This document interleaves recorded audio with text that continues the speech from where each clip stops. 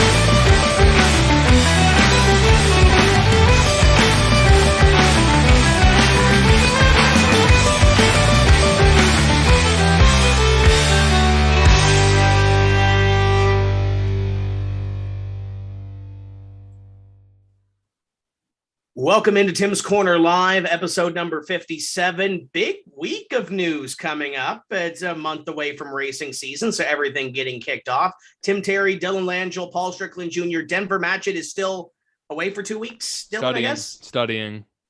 That's what he calls it. He was out for a beer on Monday, I think. I was going to say, it doesn't sound like studying to me. There was all kinds of studying going on in the city of Fredericton, apparently, this last week. Paul, what kind of jersey are you wearing tonight? I am wearing one of the 2020 XFL New York Guardians jerseys. I watched like 2 of their games, and they got their asses kicked in both games. But looking forward to the XFL coming back. The Rock's going to make everything great again, and looking forward to that next year, I think.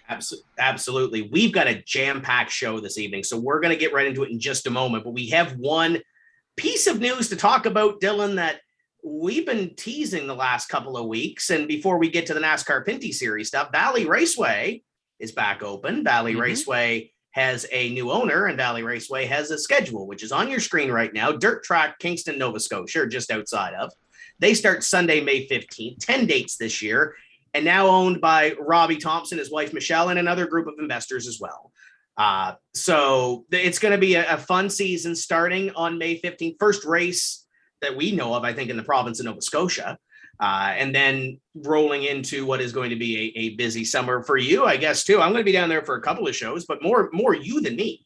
Yeah, no, it's going to be a very busy summer if I can get the words out straight there. But, Valley Raceway is near and dear to my heart. That's the first racetrack I got the opportunity to announce stock car racing at.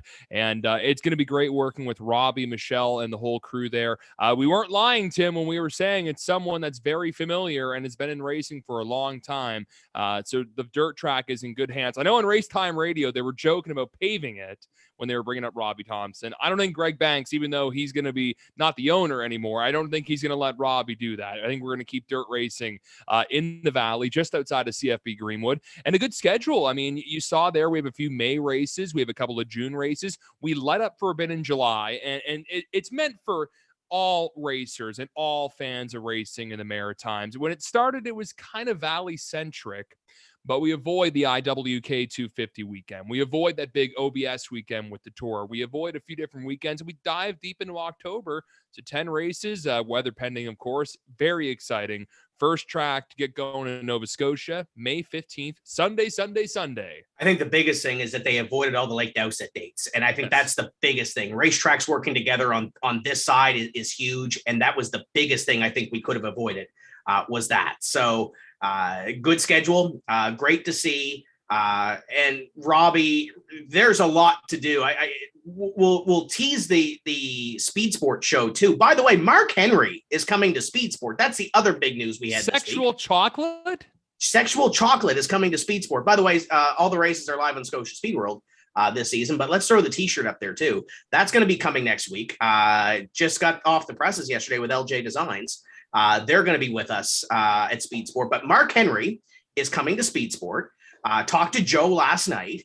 He is excited, but you could tell, just like me, he's probably tired. It's trying to cram all this work into getting ready for a racing season. He has to cram a show that usually takes 365 days, Dylan, into 40 days. It's going to be he's exciting.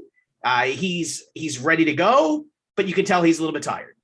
Oh, for sure. I mean, and this is the first big major motorsports event without COVID-19 restrictions, knock on wood, in over 2 years. I know a lot of people, a lot of vendors are getting very excited for that. Moncton Coliseum, that April 2-3-2-4 weekend, it's going to be the place to be if you're a racing fan in New Brunswick, PEI, Nova Scotia, short little trip. There's going to be an autograph signing. I hear some of the heavy hitters at Petty are going to be doing some autographs there. Who's going to charge more, Mark Henry or Ryan McKnight, for autographs? I don't know, but I know Gary Elliott's going to be there. Cool. I saw that on Facebook. Gary's going to be there. Kenny McKenzie's going to be there. Aiden Christensen, all your local stars from Petty Raceway. I think it's 6 to 9, I think is what Wayne had told me on Saturday night for the Petty autograph session. We're going to have more on that next week. By the way, Robbie Thompson is joining us next week on the show, contingent that the Truro Valley Maritime Hockey League series doesn't go to Game 7, because that would be the night of Game 7. Could happen. And it could happen, but it's not going to happen because Truro's going to wrap it up. Hopefully they come out with another win, I think tonight or tomorrow night, sorry. Yeah. Or whatever night it is that they're playing. Thursday. Can I just mention something too, along with Valley, just to wrap things up? Of course, we're gonna have more contingent if one of the Cats teams gets knocked out, whatever. It'll be contingent there. You talk about Robbie avoiding the Lake Dowsett weekends, and that is a big thing. But let me tell you, that first weekend of June, it is jam-packed racing in Nova Scotia. You're gonna have the Car Star Weekly Racing Series at Scotia Speed World on Friday. In Nova Scotia on the Saturday, you're gonna have that mass Heart of a Champion Hot Rod Classic race at Lake Dowsett. Then you have Valley Raceway on the Sunday of June 5th, and let alone there's going to be a pro stock race in New Brunswick. That big race too. There is certainly going to be many options for the racing fan coming up this summer and late spring, for racing if you want to get it in early. The July 2nd weekend is going to be big for racing in the Maritimes, because I think PEI, 660, Shediac, obviously Scotia with their weekly series. They're all running. There's a couple of weekends down the road. The other big weekend is going to be June 25th. And I did see LP was in here. We're going to grab LP as soon as he comes back in to the call. But LP Dumoulin's going to join us here in just a few moments. 3-time and reigning NASCAR Pinty Series champion. Obviously, the big news is Eastbound and NASCAR Pinty Series finally together. June 25th, the Pro Line 225. Party all week long, as the Premier said. The big thing is this is going to look, I think, similar to what the Briar was, even though the Briar is a 10-day event. This is a 2-day show, one, maybe two others in there, parade, autograph session. Mike will have on the show later on. He was saying something about George Street. There's all kinds of stuff going on for this week. So if you're in Newfoundland or you want to go to a racing, I don't know if festival is the right word, but I think that's probably the right word we're going to use. Get over there and make sure that you're in there. Obviously, you and me are busy that weekend with the way the schedule falls. I'm at Scotia Speed World. Valley Raceway's racing that weekend. Sydney's that weekend. Fredericton's that weekend. It's busy. But it's one of those races that I wish I know you said the same thing too, to be two places at once. I wish I could clone myself. I'm sure you were the same way too. Oh my goodness. When I read the announcement and saw the videos and everything going around the promo package for the Pro Line 225 at Eastbound Park, it got me very excited and very jealous that I can't be in Newfoundland that weekend. But what an opportunity for the province of Newfoundland and Labrador to get a big event. I think I was reading this is only the 5th province that NASCAR fifth or sixth. It's 5th or 6th. I think it's 5th because. And Adam's been to Ontario, all yep. Quebec, Alberta, yep. Saskatchewan, yep. Nova Scotia. Yep. I guess it'd be 6, right? Yeah. Because BC, I think, was before the Pinty series. It would have been into NASCAR. Yeah. So that's great. We're I know our technical director, Mike James, tonight is said birthday boy, by the way. There he is. Okay, Paul, let's go to our first guest and see if this will work for us. Driver of the number 47 WeatherTech Dodge is LP Dumoulin. And this is exciting. It's Pinty Series coming to Newfoundland, round number 4 on the 2022 calendar. Excited to have this whole deal come along and come to be the last couple of weeks. And we'll see if we can't get LP on the horn. There he is. Technology is great. Got us, LP? You guys hear me? You got me, guys? Yep, loud and clear. How have you been? Oh, there you go. How have you been? I've been great. All ready for this season? I am all ready, guys. All pumped and ready to go. Just can't wait. You've been busy in the off season, though. I saw. Was it Trans Am at Charlotte you were doing? Yeah.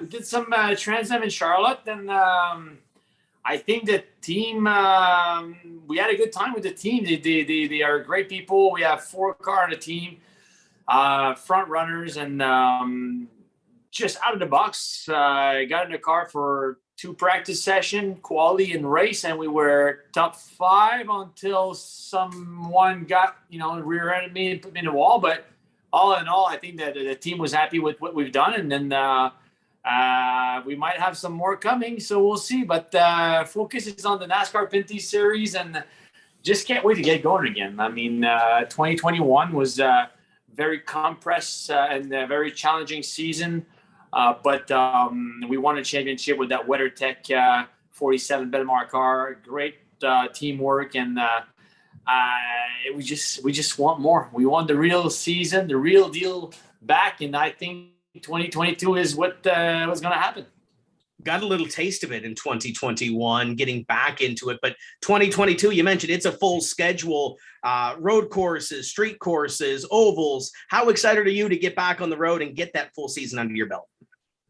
It's just what we wanted. I mean, we do this because we love it. We love to be with the fans. We love to be at the track and, share the passion of racing cars and, being to different track, oval, road course, as you said, street circuits, going to fast track like Motorsport, CTMP, and all kind of different places to meet with the fans and sponsors. And The past 2 years was tough for everybody. I mean, but it just feels great, feels normal, feels right to be back into a normal season, going for 13 races across Canada.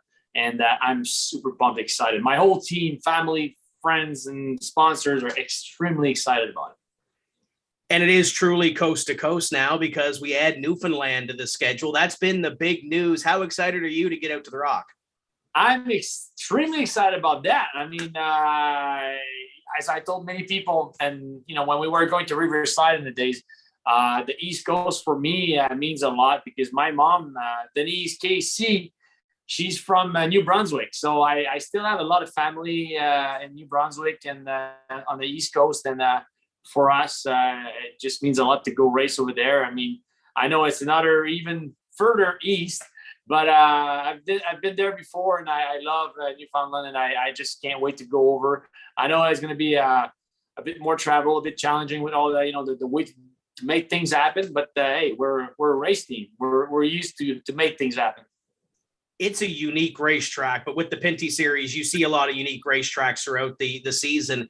Have you done any research, seen any video of this place? Do you know what you're in for when you get over there? Yeah, we've done some of it, but it's like anything else. You can do simulator, you can do all kinds of stuff, but there's nothing like being there and at the real deal. So, but I think the venue is beautiful. I spoke with some people from there already, and I think they're very excited to have us over, and then we are extremely excited to go there too, to give a good show. And it's a new experience for everybody. And we're all super pumped about it. I know there's a lot of people that are really looking forward to the NASCAR Pinty series getting to Newfoundland, but 3 championships in this series. Do you feel any pressure going into that new racetrack and, trying to get those new fans and get that checkered flag all at the same time? There's always a lot of pressure. So, I want to do well everywhere.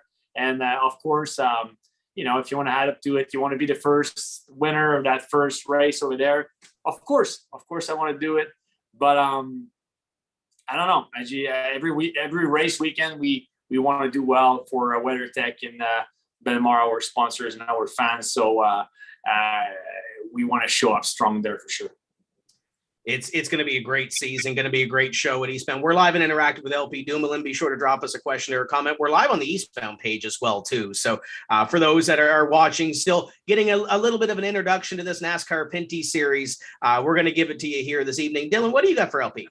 Oh, I got quite a bit. Bonjour, LP. Thank you so much for coming on here. We're about a month away from race number 1. Looking at the schedule, you're going to be starting at Sunset Speedway with the Pinty series. Car pretty much ready to go. Team pretty much ready to go. Hey, I don't want to jinx myself, but yes, we do have a lot of the work done. We are finalizing a couple of things, but we're really close to be ready to go testing on the oval, as well as on the road course. And over this winter, I think my staff, my people in the shop, my crew chief, Benoit Lagunière, and everybody's been working extremely hard so we can show up in 2022 ahead of the program preparation-wise. And I feel good about it right now. And we always think we found some stuff over the winter. This year, I'm pretty confident that we can actually build on what we had at the end of 2021, and that's a great feeling. And I think that we can show up even stronger than at the end of the season last year. You and I did an interview for Riverside Speedway in 2019, and I remember we were talking about how it's a family affair. Your father is a legendary racer from Quebec. Your brother, JF Dumoulin, is he racing in the Pinty series again this year? He will. JF is very busy doing a lot of coaching as well in the Ferrari Challenge and Porsche Cup stuff. And JF's got a limited program in the Pinty series, but he will for sure do Three River Grand Prix. And then, he's got some stuff cooking for other maybe racetrack. And but we are restructuring our team right now. And then we will have on board another driver for the road courses. full-time doing 5 road courses. That's going to be another driver that's going to be on board with us at Dumoulin competition. And we have another driver doing the Three River Grand Prix. So we're, and JF is kind of in charge of a lot of that stuff. So he's very busy doing it as I'm doing the full season stuff. Anyway, so yeah, it's a family affair. We're really working all together and having a lot of fun doing it. Serious fun, let's put it that way. But it's all about making sure the team and the sponsors get a win-win deal with us, and that's what we focus on. The past couple of years, every racing series, every league got messed up with the pandemic. And with Pinty series, 2020, super condensed, just on a few ovals in Ontario. A couple more races last year. You got back to Trois-Rivières. That must have been very special to get back to your home track after being kind of stuck in Ontario for 2020. Yeah, well, I mean, at least we had something in 2020, despite, the pandemic, and then a lot of series were down during that year. So very proud of NASCAR and the whole organization to give us something at least in 2020 to stay alive, because, for the teams and sponsors and even the fans, they were not allowed at the track, but at least they had something on TV to follow. So 2021, we were very proud to be back at Three Rivers and be back at CTMP and then doing the ovals as well. And it was a very compressed season. Extremely hard on the teams and family, because we had to do it was 10, 11 races within 2 months. So that was very hard to make things happen in between oval to road course. But same for the series, they had to deal with a lot of curveballs, but we made it. So and we stayed alive. So here we go, 2022. I hear a lot of people that wants to be full time, a lot of teams and driver will be full-time in 2022, and it's going to be again extremely competitive in this series. And you know what, we have to be very proud about what we do here. The drivers are outstanding, the teams are outstanding, and then having some more sponsor getting on board and going across Canada from the East Coast to the West Coast is a pride for all of us, and I just can't wait. And like Tim mentioned earlier, LP, the schedule for the Pinty series, it's all over the place, all over the country, but you've got the legendary road courses with Three Rivers. You've got a new track in Eastbound for the Pinty series, and also dirt racing. Pinty's going to Ohsweken this year. How do you feel about some dirt racing in that Pinty's car? I'm excited about it. As a driver, I'm very excited about it. As a team owner and preparator, I think it's going to be challenging, but hey, it's the same for every team. And I think it was smart to get that on the schedule for us, because dirt racing is very popular in Canada and in the US as well. But there's way more dirt racing than I thought. Until they told us, hey, we're going dirt racing. I'm like, oh, okay, why not? But then I got into searching what's going on with that. And actually last year went to try some dirt sportsman cars, and I had a blast doing it. And I realized that there's a lot of, it's like another race religion. There's a lot of different things in dirt, and I respect that a lot. I want to do well during that race, and we will do our own work. But I'm sure there's going to be big names showing up at Ohsweken that will teach us how to deal with that dirt stuff. And more I get into it, more I learn about it, more I'm excited. You going to be watching the dirt race this weekend at Bristol to get some pointers? Might be down there actually. So we'll have some event going on down in Bristol. So it should be a lot of fun. I'm jealous, Tim. I want to be down in Bristol too. Absolutely. It's a lot warmer down there than it is up here. Absolutely. We've got a couple of returns on social. Liz Granville says, hey, great to hear you guys are coming to the Rock. We'll be better watching at the racetrack than on TV. For those fans that have never seen a NASCAR Pinty Series race, what are they in for when the tour gets to Eastbound on the 25th of June?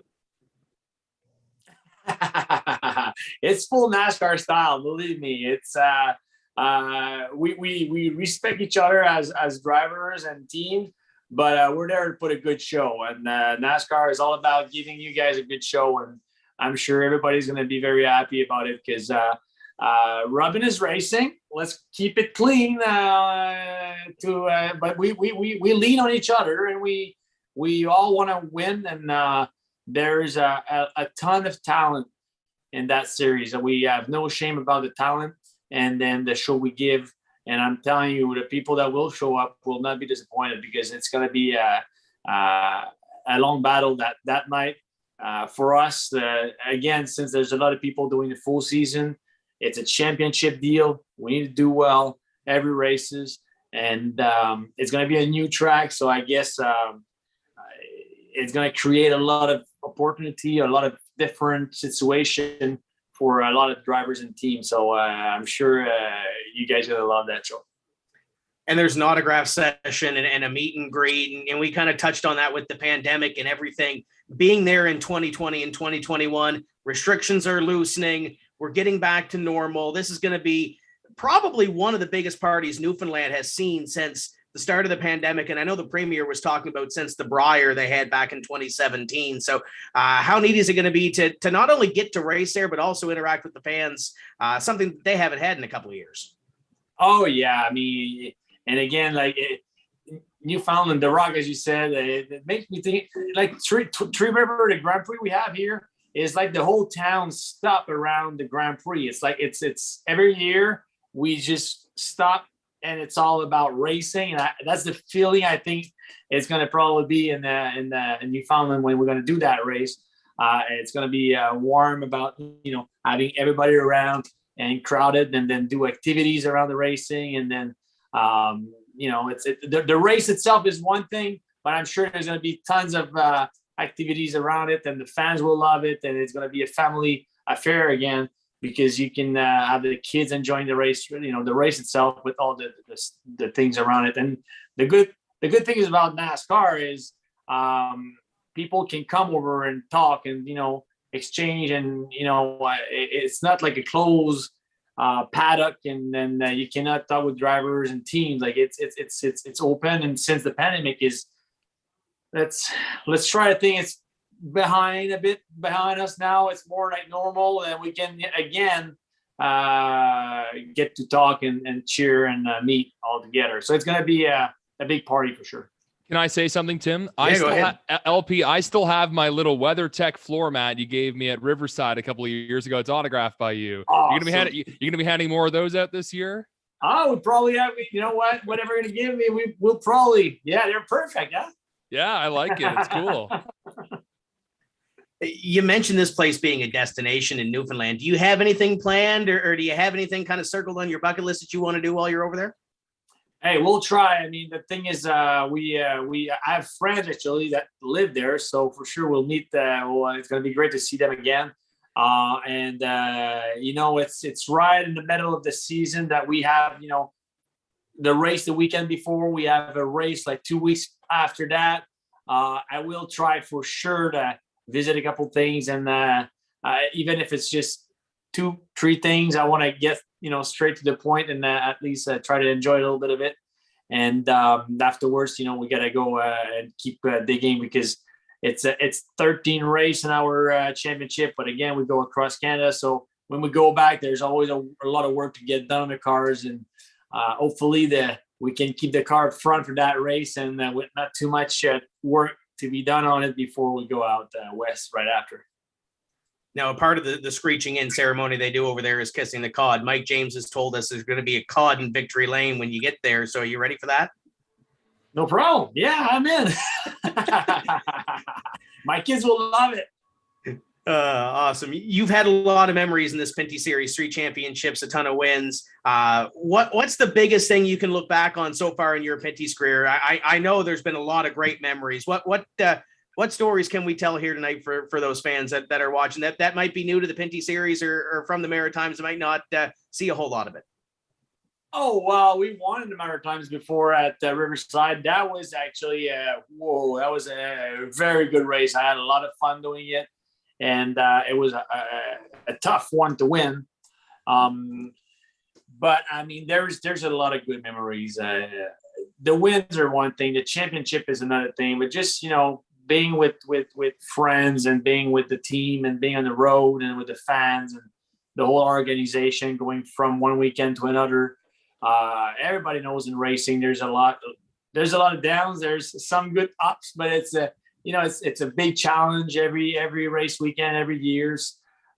So we have a lot of great memories. One weekend I can say that it was very special is my brother and I got in the podium. I had the win in 2019 at the GP3R, and JF was on the podium with me. That was the first time we won a podium, and it was the 50th anniversary of the GP3R. My dad actually was doing the pace car with his old Mini Cooper S from the 70s. That they had back on the track from Michel Barret. And then I don't know, that whole day, that whole race, the way it ended up with my dad on track on the pace car with his brother beside him, because my dad's brother was racing as well. I don't know, it was a very epic day. I mean, we won championship, we won a lot of races. JF, my brother, won a 24-hour Daytona twice. We've won a lot of good things. But that day was very magic. Like, it was like a movie scenario that we couldn't make better than that. It was outstanding.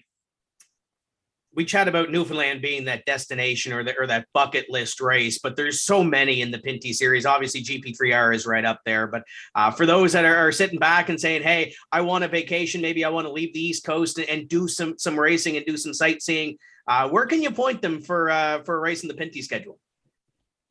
I'm sorry? What other destination races are on this Pinty schedule? Yeah, there's so many. I mean, GP3R, out east, of course, Newfoundland now. But if you go to, every racetrack has their own, personality. And then if you go to, Chaudière, it's got a very nice place. It's like 20, maybe 30 minutes from Quebec City, which is, beautiful city to be at. Icar is by Montreal. Across Canada, everywhere we go. I mean, Motorsport, CTMP is a great place as well. CTMP is a track that you can go camping. You can do a lot of different things at the track itself. It's a long track. It's a big track, and it's for people that likes high speed and road course. CTMP is great. Toronto Grand Prix is going to be a lot of fun. It's the Indy weekend. That's going to be, again, a big deal this year. To be back there will be awesome. Sunset is a classic every year. And then Delaware is one of the crown jewel of the oval racing in Canada. So, and then when you go out west, wow, the West Coast is outstanding. It's the beauties of the East Coast and the beauties of the West Coast. It's so, all of them are great. All in one tour. You got to love it. Looking at your racing career, you mentioned Trans Am. You've done a lot of racing in your career. Bucket list. Is there anything that LP Dumoulin still wants to do in his racing career before he hangs up the helmet? Formula One, Grand Prix de Montreal. Joking. I would like to get back to because I've done the Daytona of 24 hour, the 24-hour of Daytona a couple of times, and I did the 12-hour Sebring finish on the podium there in the past. So I don't know. I would like to give another shot to the 24-hour, trying to get that Rolex maybe one day with a good team, and some other stuff in Europe maybe.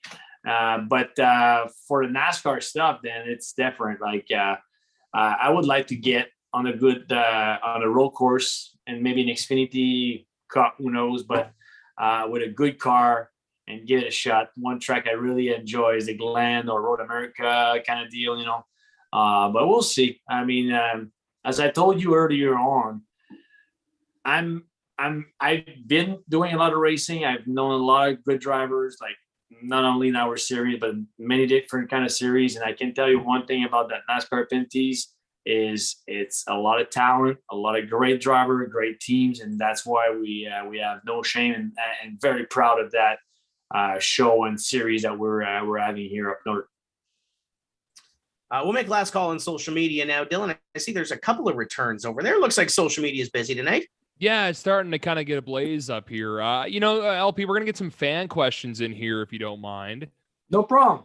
We're going to start with one. It's our good buddy Brent Patterson. He watches this show every week. He's wondering, what is your worst wreck? Every driver's got that one. What would you say is the worst wreck? And hopefully it didn't cost too much money for the 47 team. Wrecks. It's hard to pick which one's the worst. I think that though, and every driver would tell you is probably a wreck with fire involved. That's always something that's not cool. And then, I had one of those wreck with, the engine blew and it just created a fireball and the whole cockpit got full of fire. And, you gotta keep your breath and then try to do things very quick. You do things quick, but you think slowly. So everything is done perfectly to get out of the car and probably one wreck. Let's put it that way. So wrecks are one thing, fire is another thing. So that'd be it. Yeah. Our good friend Ashton Reeke's watching. He's wondering, LP, who is your biggest rival in the Pinty series, or who is your biggest rival still? Oh wow, that is very hard to say because there's so many good drivers out there. I mean, if you go by championship, in 2014, it was with JR Fitzpatrick, outstanding driver on oval and on road course. And then, in 2018, I was fighting with Tagliani hard. Last year was with Tag again, but then we had Ranger and Kennington that got involved. So, it's hard to say. Then you got Lacroix and you got a couple guys. I mean that it goes. You see. It seems like sometimes you have the same guys around you on track. You don't know why, but they just keep it matches with you wherever you go. And but hey, there's so many big names out there. Very good drivers. You go from the Quebec to the Ontario to across Canada. From the West Coast, you have other great drivers. You got drivers from the Cup Series, from the Xfinity, from the Indy Series. Even Formula One driver came over. So again, I would be more by championship. There was a lot of a guy that we were fighting with the points, and then we end up on track fighting each other. And I love it. It's hard to say one thing. Freddie Bannister is watching. He's wondering about the Pinty series making a return to the Maritimes. They're not coming back to Riverside this year. I guess I'll ask a question on behalf of him. Where would you like to see the Pinty series go, or maybe return to? There's a number of tracks they've been to but aren't there again. Maybe one track, LP, that you'd like to see the series go back to. Go back? I would say Riverside. I would like to go back there. One track I would like to do is Mont Tremblant in Quebec. That would be really cool. It's a great track. It's a great road course. So, but you say one, but there's other tracks that I would love to go. But if you go oval, I would say let's go back to Riverside with Newfoundland. I want to keep both. We go out east side. We go two track. We go Riverside, and then we go to Newfoundland, and then you put that Mont Tremblant road course on top of it, and then maybe put another one out west as well. Area 27 seems like a lot of fun too. So we could go out west with the oval car and the road course car, and had another one up. There's just not enough weekends in the summer. Yeah, we should ask the same question to the wife. Oh yeah, talk to the family and the wife. I'm sure that'll go over well. One for me, LP. She'd be all right. She'd be all right. Oh, good.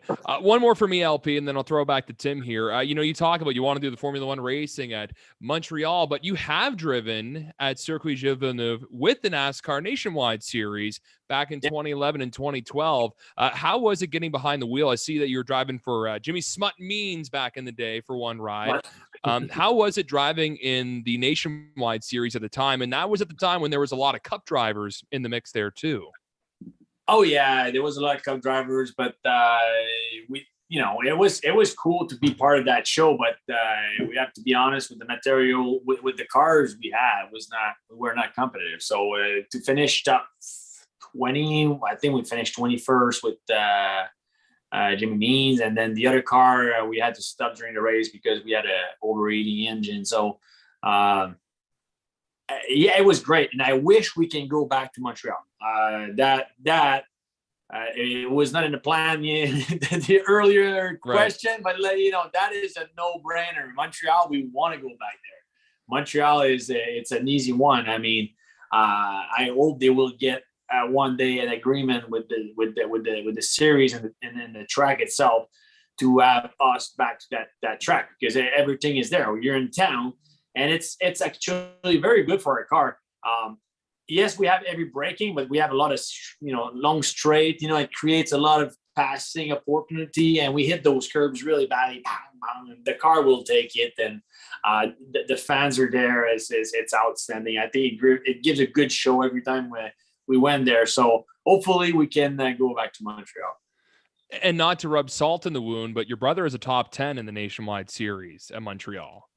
I know. The brother's got 2 Rolex watch, and he's got a top 10 at Montreal. So I got to find a way to beat that up. It's all in good fun. And Tim and LP, we wish we live in Canada. We get winter. It's too bad we're not in Florida and have nice weather all year, right, Tim?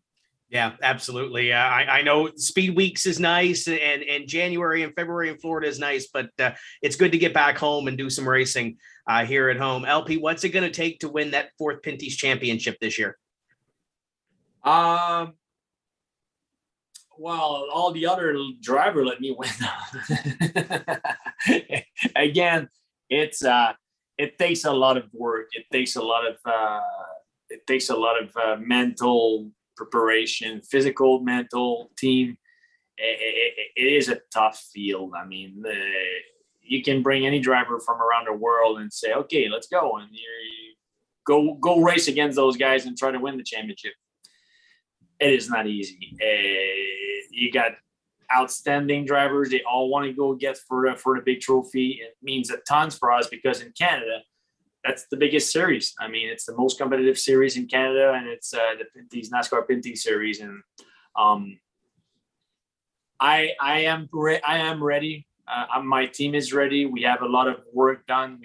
We've done a lot of homework on the setup, and then on the preparation, as well as anticipation of what's going to happen every race, and how to react, bounce back on some stuff here and there.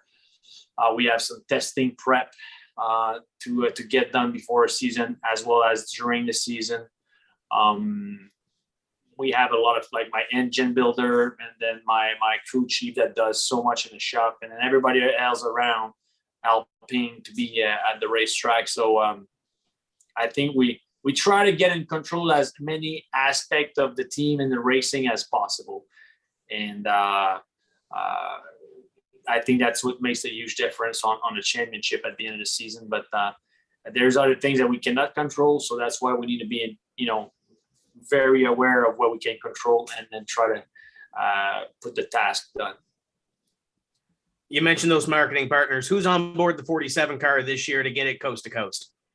WeatherTech, the best floor liners in the business. WeatherTech, we've been together for 10 seasons now, full season. We've got 3 championship, and then 10 years together. It's a blessing. I was from trying to get in the NASCAR series at the beginning. I had some sponsors that were helping me here and there, and I ended up doing the Rookie of the Year, winning the Rookie of the Year trophy in 2011, not even doing the full season that year.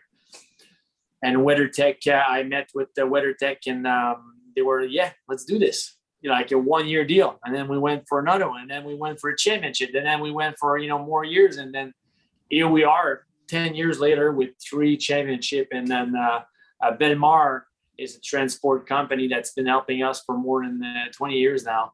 That is our sponsor for transportation across Canada, and then for the shop as well up in Three Rivers. So we're very blessed to have all the partners. We have a lot of people helping us on the side as well to get all that done. And my brother is actually helping a ton with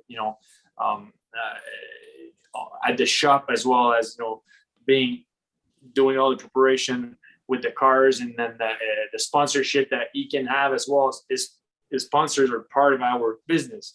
And they mean everything for us. So yeah, WeatherTech, Benmar, going for 11 season this season, and hopefully we can give it back to those guys, because as I told so often, if the sponsors and fans are not there, we're not there. We're not racing. So it's a big deal for us. And trying to get that 4th championship. LP, this has been fun. Thank you for joining us this evening, and all the best, and go get them on race number 1, and going to be a big party when you hit Newfoundland on the 25th of June. Can't wait. See all the fans from Newfoundland. Can't wait to be there, my friends. That's LP Dumoulin, 3-time NASCAR Pinty Series champion. And Dylan, we're going to roll into another interview with a gentleman he mentioned that he fought for one of those championships with.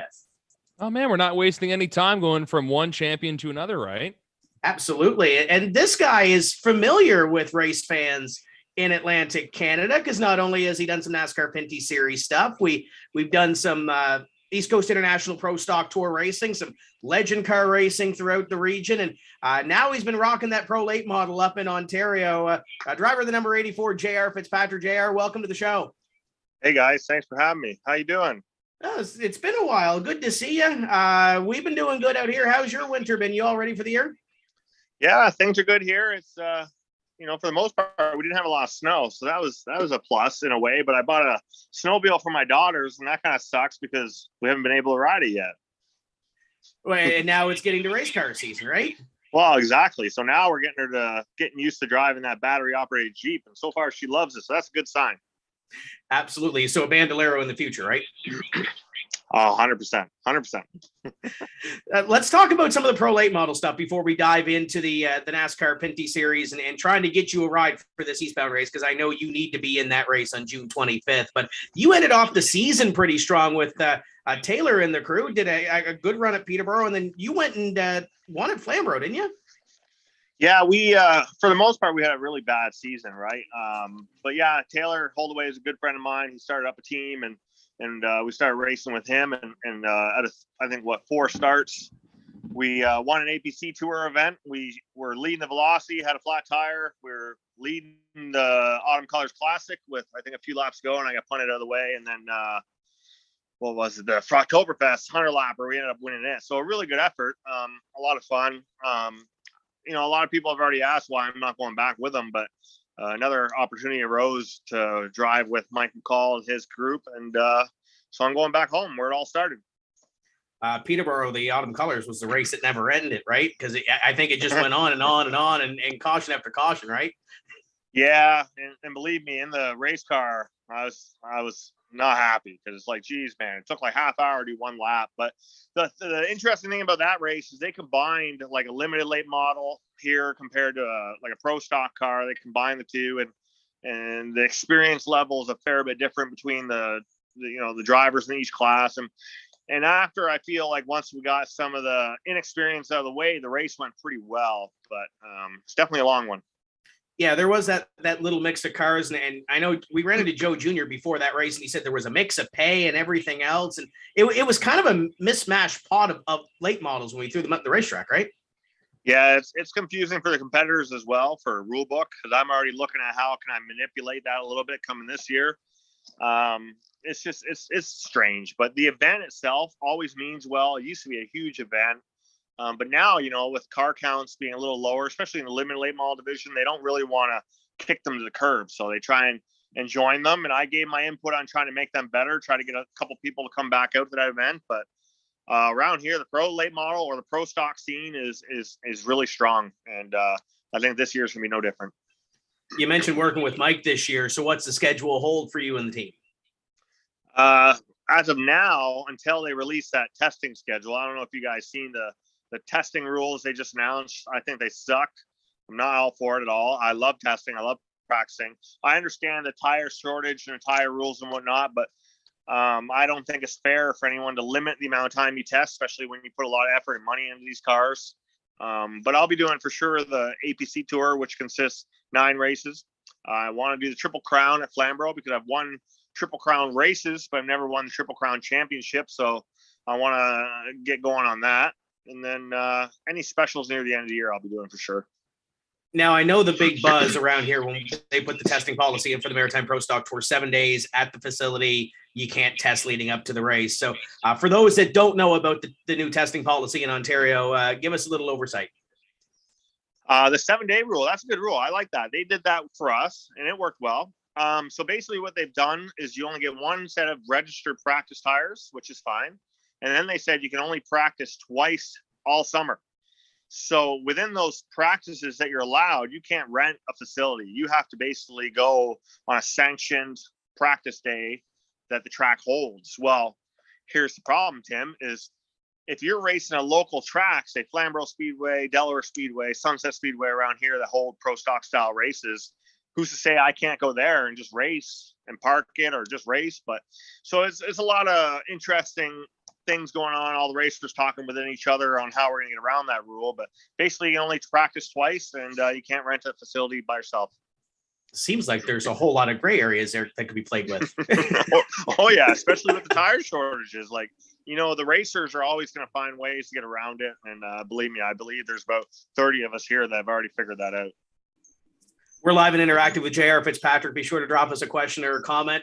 I want to kind of shift over to Eastbound because that's kind of been the talk and been the subject of a lot of conversation in the last 48 hours or so.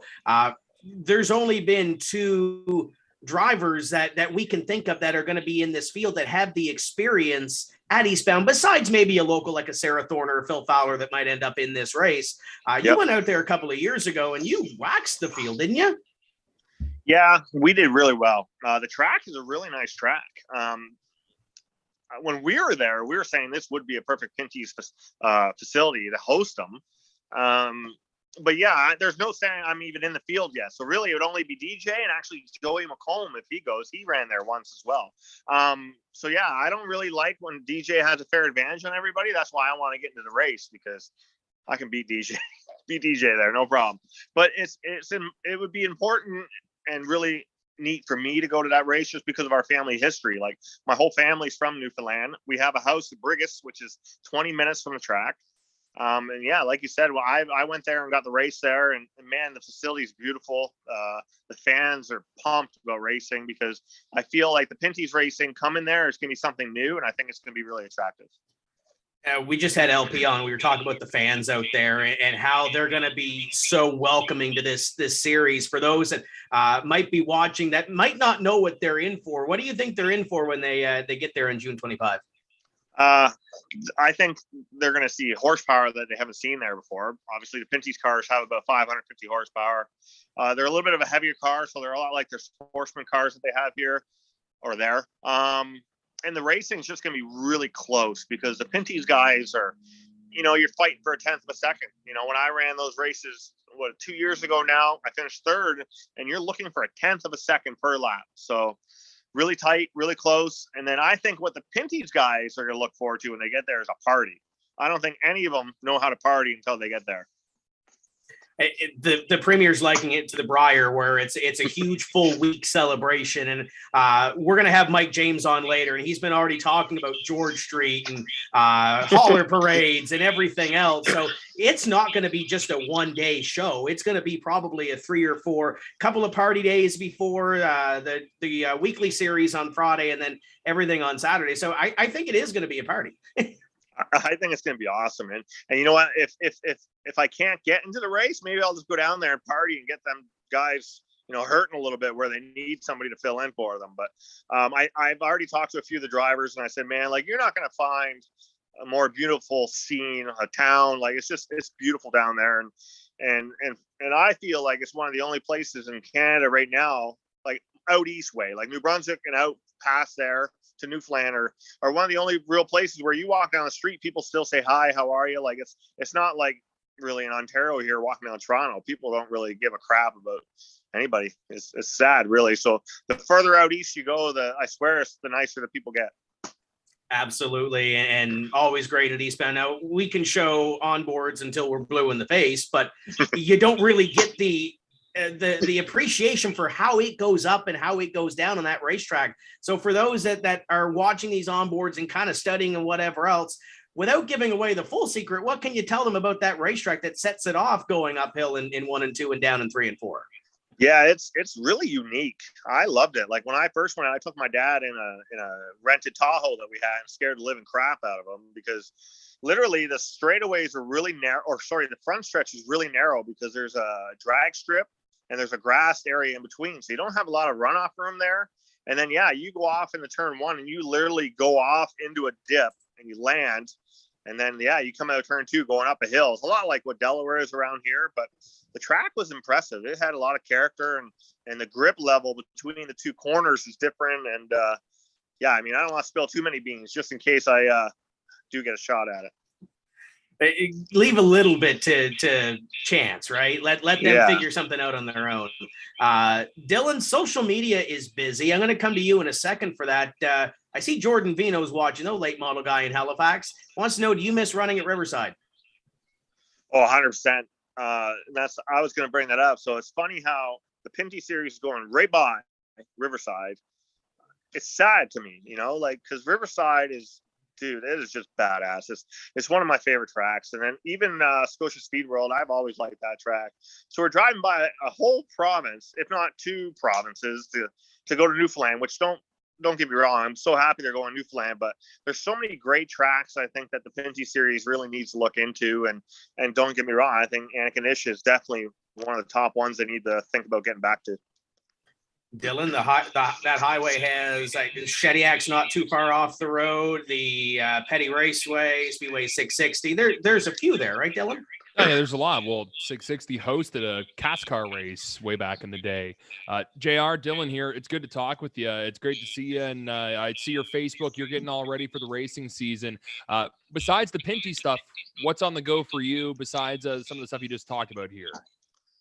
I don't know, right? Because I'm trying to get into a little bit of dirt stuff here. I got a lot of friends that run dirt cars and whatnot, and just want to try something. I mean, I could go race locally at a track and run for a championship there again, but I would like to travel. I would love to come down to IWK 250 again. I keep hearing that there's a big race at Petty that would be really attractive for me to go to. That track looks really cool. But if I'm not mistaken, I think I know who owns Petty, and I don't think that guy likes me, so I don't really know if I'll go. And then, yeah, I mean, I think I want to venture out. I want to get APC under my belt this year and then start venturing out and try some other tracks. Just looking through our Facebook feed here, JR, it's blowing up. Mike James says, I heard a rumor if JR comes to the Pro Line 225, he's going to be hosting a kitchen party. Well, hey, we might. If we win, definitely. I mean, Mike James just has to kick in and help me out to get there a little bit, and then we can make that happen for sure. Do you know Ashton Ricky? Yeah, I do. He knows you because he's blowing up our Facebook right now. Telling us to say hi to you. I don't know if it's a good thing or a bad thing to know him. He is wondering if you ever scuffed tires in the APC series when you weren't supposed to at Sunset Speedway. Wow, see, that's not. He used to be an official, and he had to somehow try and give me crap one night because you're supposed to drive straight, pull right into pits. And I started scuffing mine and did a lap around the track and got a little bit of trouble for that. But hey, we're racers. We're always trying to find a way around things.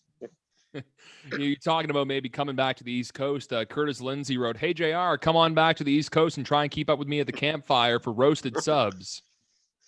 Yeah, I think that was little Curtis I ran into that night. Curtis is a funny guy. And to be honest, Jacassa Speedway here shut down. We don't know if it's permanently or temporarily, but I think it's kind of a good thing because it gives me a break from drinking with those guys for those 2 nights that we had those short track nationals. But, that's one thing I really enjoyed when I went down to IWK is I met Curtis and the Reeds boys. I mean, was it a year or 2 before I went down to IWK? And so I gained a lot of friendships when I went down and out east, and I definitely want to go back. It's just, I'm still a little hurt over the whole thing that went on there, but I think it's time to go back and try and win that thing. You've never been to a party till you've been to the Reeds in Sydney. I'll tell you that much. Oh, I was a part of the campfire. I can't imagine it getting any better or worse or however you want to word it, but they know how to get it done. Dylan, the last time we were there was moonshine, right? Yeah, you gotta be there when a guy named Laurie Cormier from New Brunswick shows up with a bunch of moonshine. That's when things get really turned up. Yeah, I'll pass on the moonshine stuff. I mean, like I said, I seen Little Curtis come out that night at Chicasa, and that was good enough for me. Go ahead, Tim. Yeah, I see Freddie Bannister tuned in. Have you ever raced in New Brunswick before? And if you have, do you want to come back to race here again? Shediac, I don't know if we want to tell that story, but Shediac was an experience. Yeah, which one? I do remember Shediac. I was going to do a legend car race, and the primary car was in.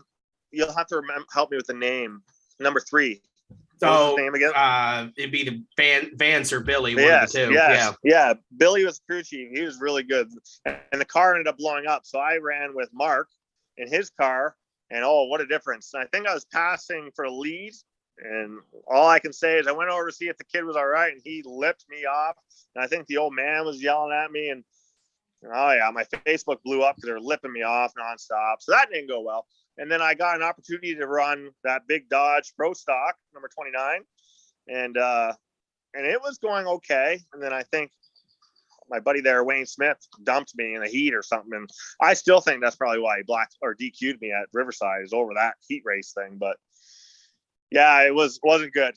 It wasn't good. The track's fun. It's rough, it's bumpy, but it's a nice track. But my first experience there definitely wasn't a keeper.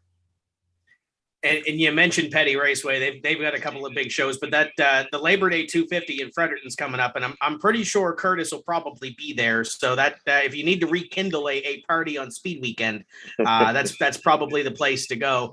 Speaking about parties, Matt Myler is tuned in, one of the photographers at Eastbound, and asked, will they survive a Newfoundland party? I don't think that's a question, is it?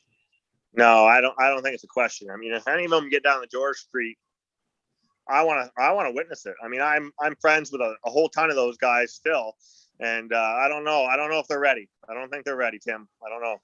I don't think they are either. I think there's something that it's a 3-year deal is what they said. So the first year is they're going to learn a lot in year 1, right? They're going to get screeched in the first year, probably have a drink or two, and they got to work their way up to it. Because if they want to get right to it, like all them guys out east like to do, it's none of them will be racing. Well, DJ will be the only one racing because he doesn't drink. Well, there you go. Mike James says he's going to have a cod in Victory Lane, so that's going to take care of the screeched in part. So besides the cod, is there anything we can put in Victory Lane over there that would be like a true Newfoundland thing?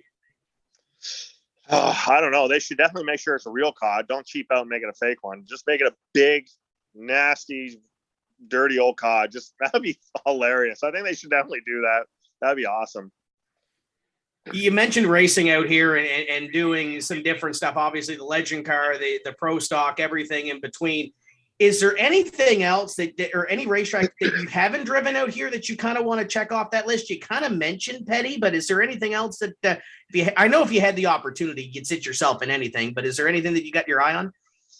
Petty looks like a really cool track. I mean, I've watched a bunch of videos. I remember talking to Dylan Blankhorn a few years ago about Petty, and it just looks like a really awesome track. And I do want to go there. And I do remember when NASCAR went to, what is it called? It's Speedway 66 now? Yeah. Okay, so that looks like a fun track. I remember my dad raced there and Donnie raced there. I wouldn't mind trying that. It's hard to find, when they're going and when my season's done and whatnot. But I do want to do the races down there because they're longer races too. We only do 100 laps here. So 200, 250, 300 lappers, that's kind of up my alley. And the competition there is fantastic, man. And I think now that I have a better car than what I had when I took down there, I think we'd be a lot better, because if people only knew what we went through when we went down to the IWK 250 before, we were not prepared to go. The car we had was not prepared to go at a track like that, but we made it work, and we had a ton of fun, and we had a good result until we got our asses kicked out of tech. You mentioned Blankhorn. He's only doing a part-time schedule, busy with work, everything else. So just fly down, drive the 67 car, right? It wouldn't be a bad car to get into. Absolutely. I know he's got some stuff on the go. Brian Healy said, need the cod and the screech at the racetrack for the June 25th date. Is that a good idea to have? before the race over there? I mean, for you, probably get somebody in the out of the seat, right? Yeah, I think the screech thing, you would want to do that after the race, because I would guarantee you whoever would take it wouldn't last 2 minutes after they took it. But there's definitely endless opportunities on what you could do for a prize. I definitely think they need to do something like that. That would be awesome. We asked LP about a bucket list. You've done a lot in your racing career too. Is there anything on the bucket list that you haven't done yet that you kind of want to check off your list? Not really. I mean, I've been fortunate enough to do a lot. I got, like you said, I got to race legend cars. I've done anything from mini stock races here up to outlaw super late models. In the day I did some trucks, some Xfinity. Not really, man. I've been really lucky, been really happy with my racing career, and I got family now, and I just love going to racetrack with them and making memories and winning races. So I think I would want to win a handful of APC Series championships around here, and then, like I said, get down out east again and start running some longer races, because when I went to IWK 250, I loved it. We had an absolute blast. We made it a week vacation, and it was amazing. So going there now with a better quality car would be a lot of fun. And I think the East Coast is a destination. We keep talking about Newfoundland and the 225 coming up in June, but the East Coast in general is one of those destinations. Get out, sightsee, do some racing, have a good time. And by the way, I know Mark Williams is probably watching. If not, he's going to be watching later. He's got a legend car in the shop now. So if he needs a driver, all he's going to do is call, right? Oh, yeah. I've been friends with him since, I don't know, 07, 08. Him and his wife always treated me awesome. He's the reason I started racing down east, because he got me to come race the legend cars. So how'd that work? So I started driving his car, and I think we had a mechanical failure. That's how I got into the 3-car. So really all the legend stuff I got to do and that win I got was thanks to him and what was the Racing Trader brand back then. So yeah, great family, and I haven't seen him in a few years now. And we'd be remiss if we didn't talk about the race you hopped in the Nova car and waxed everybody at Antigonish. The weekend of the Pinty series, we had a bunch of rainouts. It moved our race to August. And I think Jason was supposed to drive the race car, and he got sick or had to go somewhere, and you ended up in the car and, destroyed the field, right? Yeah, he wasn't allowed. His wife wouldn't let him stay race. That's what I told him. Because if I'm not mistaken, Donald won the race. Jason might have finished second or whatnot, but yeah, I remember you guys were supposed to race on a Friday night with the pro stocks, and then he wasn't allowed to stay, so I had the opportunity to get in and race on a Sunday, and just me and my old crew guy Taylor, we stayed, and the reason I was there was because I was driving the Reed Sportsman car. That's why I was there.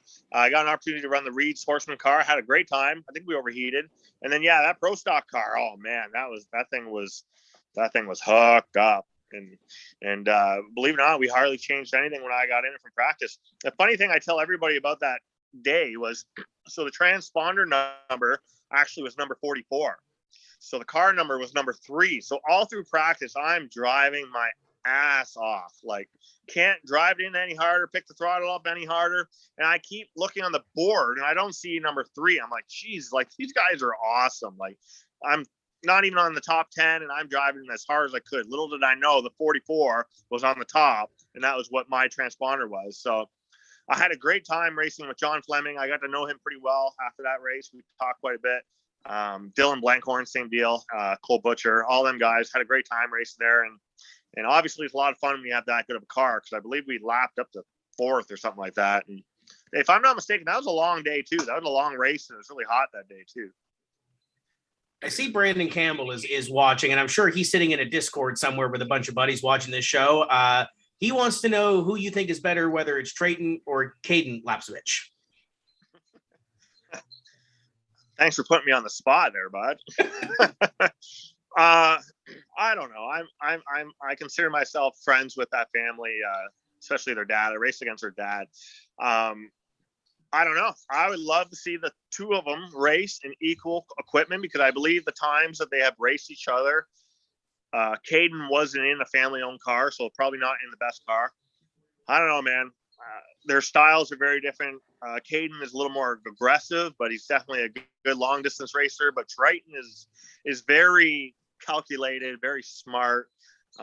Jeff and his wife, they raised some really smart professional kids. I mean, just kids nowadays, how they promote their brands and well-spoken. But I don't know. I can't put a dollar on either one of them just because I don't know who would win. I think if it was a shootout, I think Caden would move him. I don't know if Triton would. I don't know. That's a tough one. That's a tough question. That might be the most politically correct roundabout way answer that I've ever heard from you. Hey, that comes with age. I'm right behind you too. I'm getting there too. We'll make last call on social media. Dylan, what else do you got for JR before we move on? We got Adam Ross coming up next, by the way. Yeah, Adam's got a bunch of stories, I'm sure. So make sure it's all positive in me. We'll make sure. We'll make sure. Brandon just wrote in Indiana, they're racing each other in outlaw late models or something.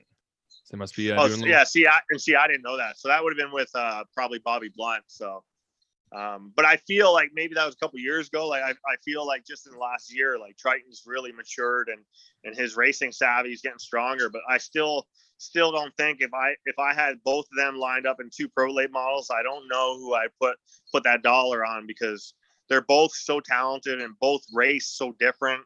But I think if it was like a 5-lap shootout, I wouldn't want to be Triton leading because I do think Caden would move him.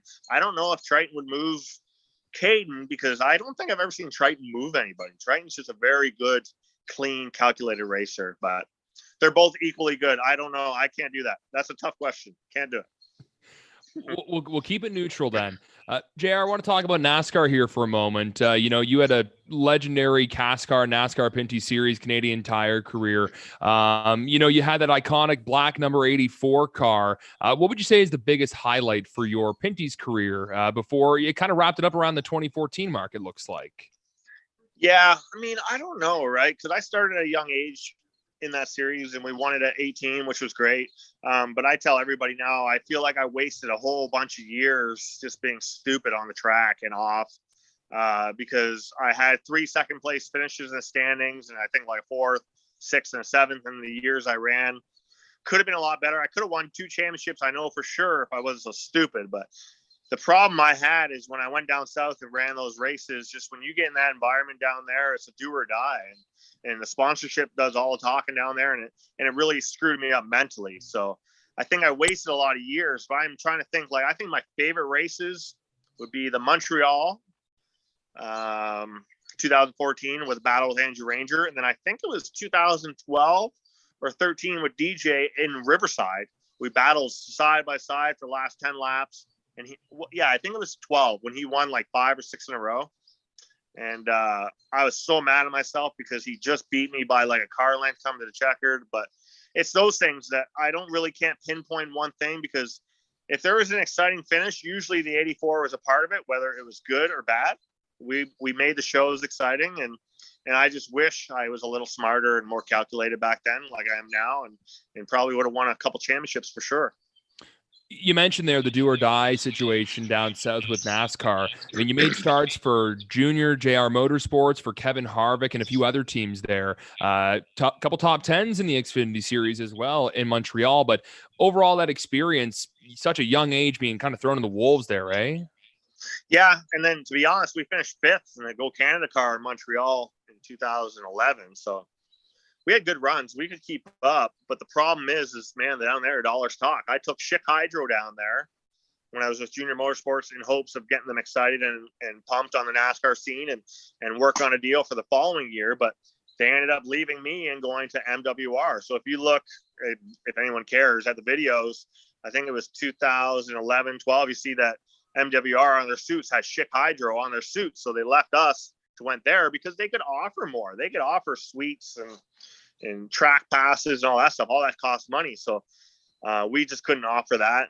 And our time frame here to race is so short. So those guys are racing 24/7, it seems. We only get a short period. So I thought we did well for getting thrown to them, but it's definitely a tough game. If you want to commit to doing NASCAR, you got to be down there by the time you're 13.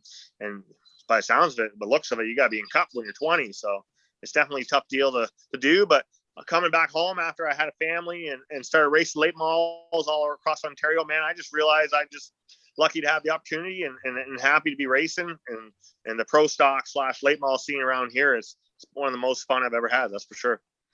And then you got the opportunity to go back to the Pinty series and the very, very short 2020 season. I remember all the social media buzz that JR was back driving the party casino car. How did that opportunity come to be, and why did it only last really 1 year?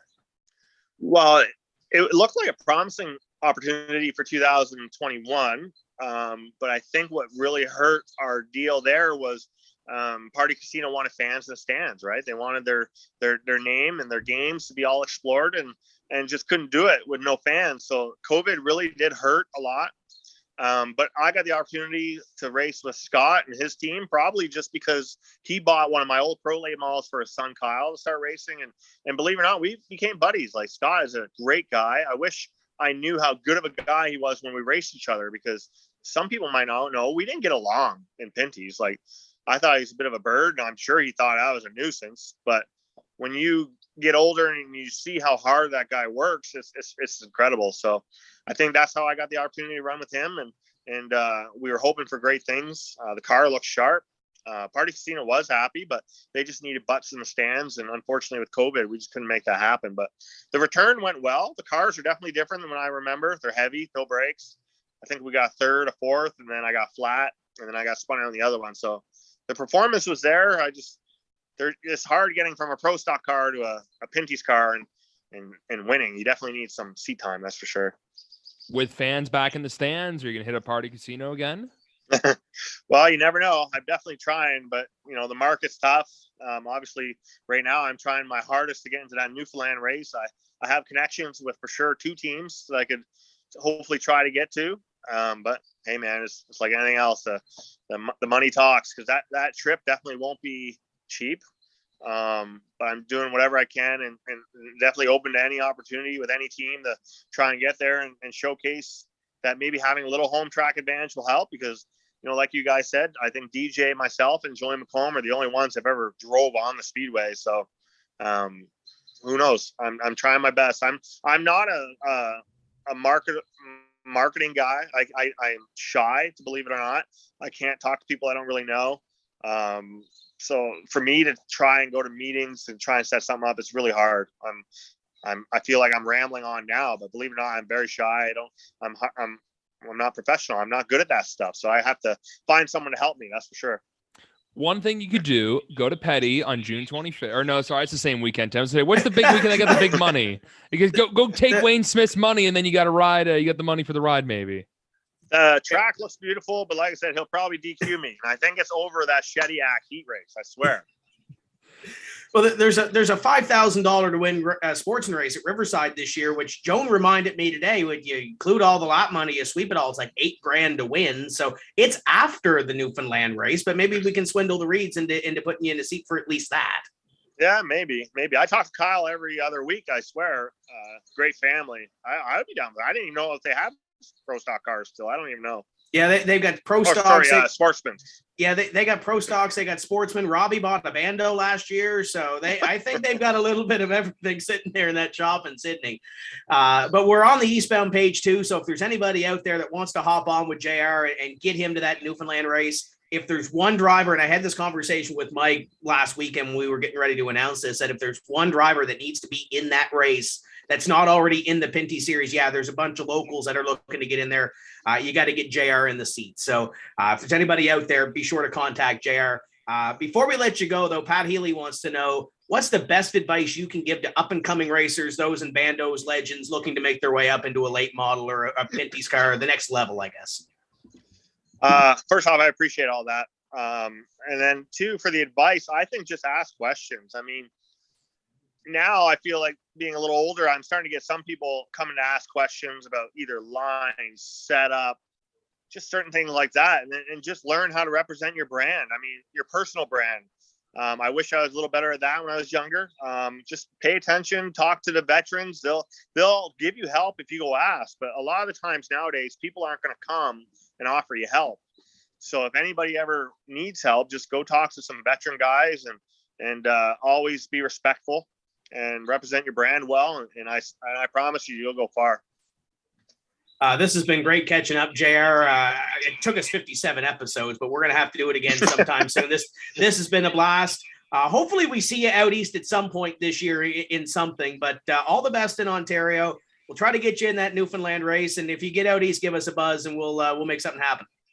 Sounds good, guys. It's great catching up. And hopefully we'll see each other soon.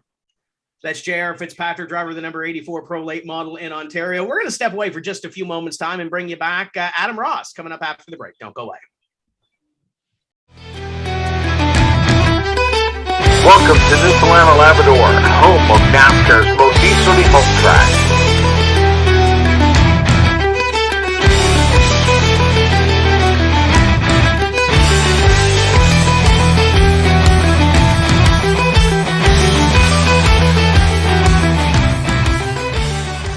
An old dirt track here or something like that? About 10 or 15 years ago, they built a dirt track, got people interested in racing. Yeah. I wanted to bring Newfoundlanders and Labradorians the opportunity to get into the higher level NASCAR. It's basically set the stage for anybody who want an opportunity to become professional. People that didn't even know where Avondale was to at one point, and now it's recognized all over North America. At Eastbound International Speedway and the Newfoundland and Labrador title. From Conception Bay, South Newfoundland and Labrador, Wayne Walsh. Just growing up, my family and everyone around me, I always loved racing and watched it a lot. So naturally, I always started watching it and I just went forward a bit more and I just ended up progressing to racing at Eastbound. Racing gives me the confidence to say I can do something that I put my mind to, and I can do this and I can succeed at what I want.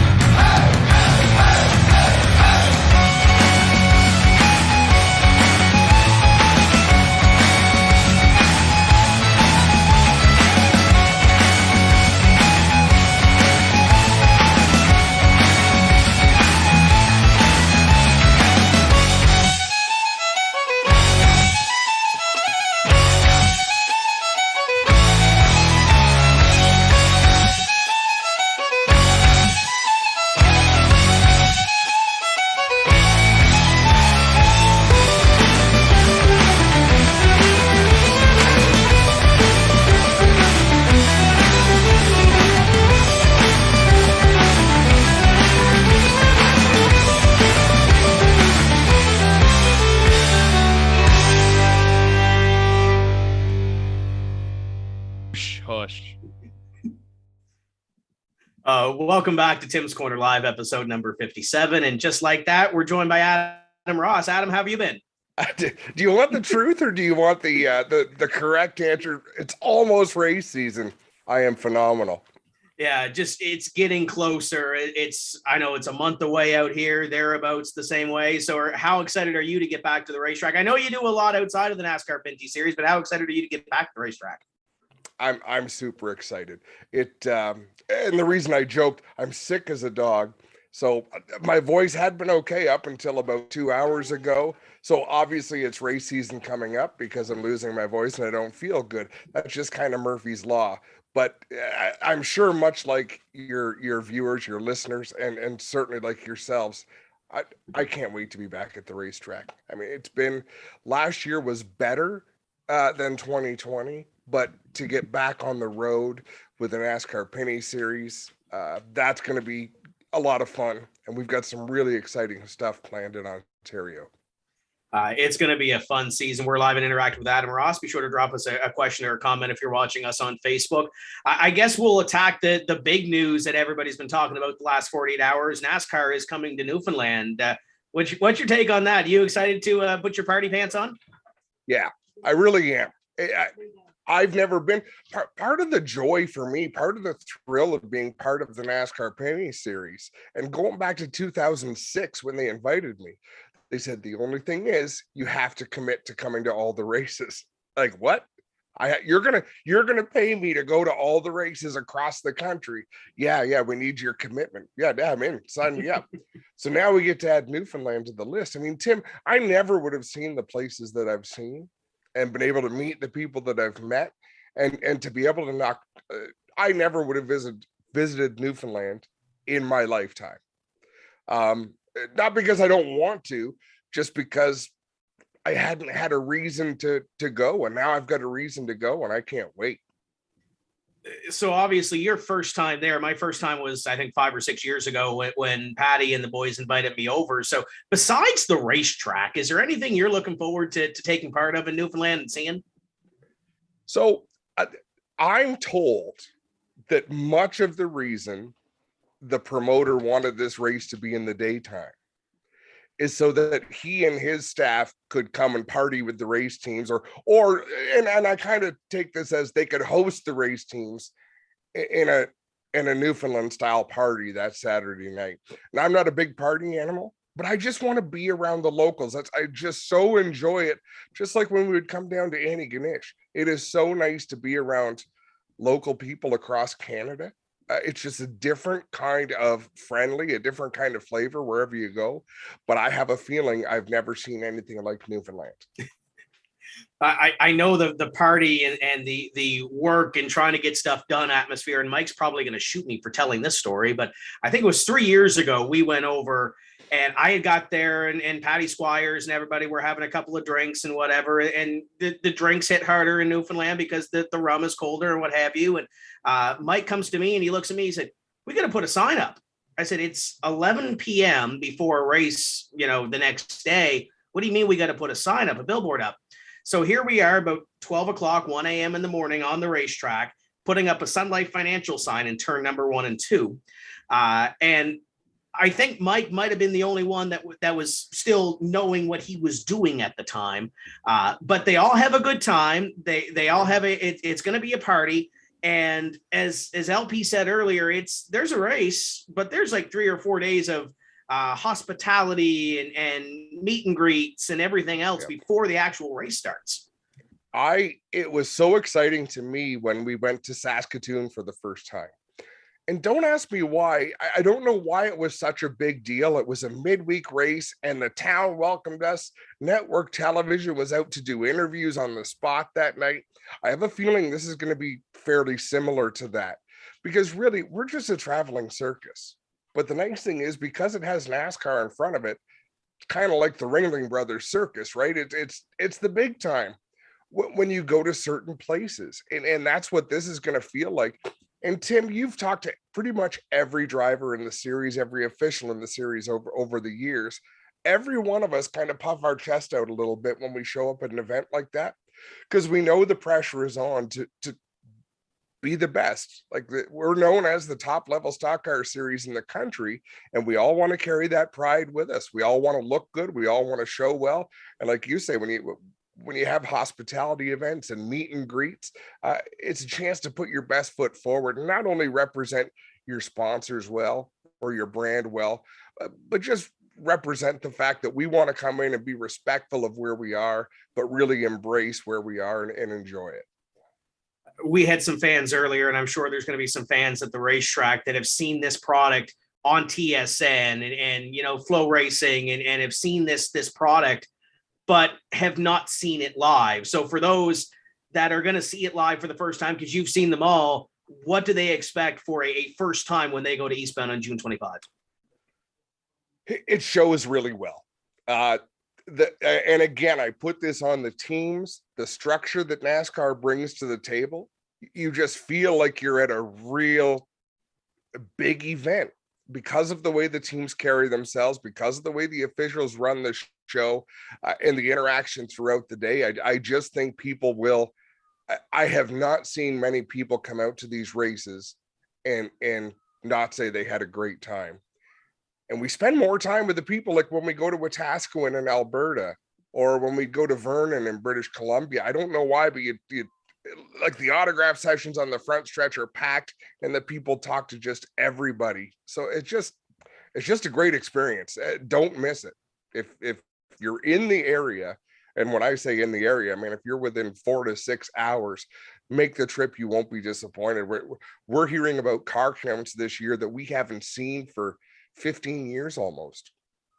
Yeah, LP had mentioned a lot of full-time cars coming into the series, and I know Mike was rhyming me off a list of drivers that he thinks they're going to be there. I think it's going to be a perfect storm when you talk about the car count and this being a new race and a new venue. It's going to, not only for this race, but the series as a whole, it's going to be a great season.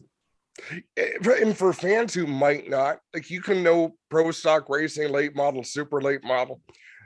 There's something about the NASCAR Pinty Series cars and that style of racing. The cars are very durable and very rugged. They'll withstand a beating, and these drivers give them a beating. That is my favorite part. The thing people are enjoying this year about the new NASCAR cars is what we've enjoyed for 15 years with the Pinty Series. You can hit them really hard and they don't slow down. So the drivers race elbows up. That's how they go. It's a great brand of racing, and it's always great to watch. Dylan, I know your first live Pinty's race here was a couple of years ago, right?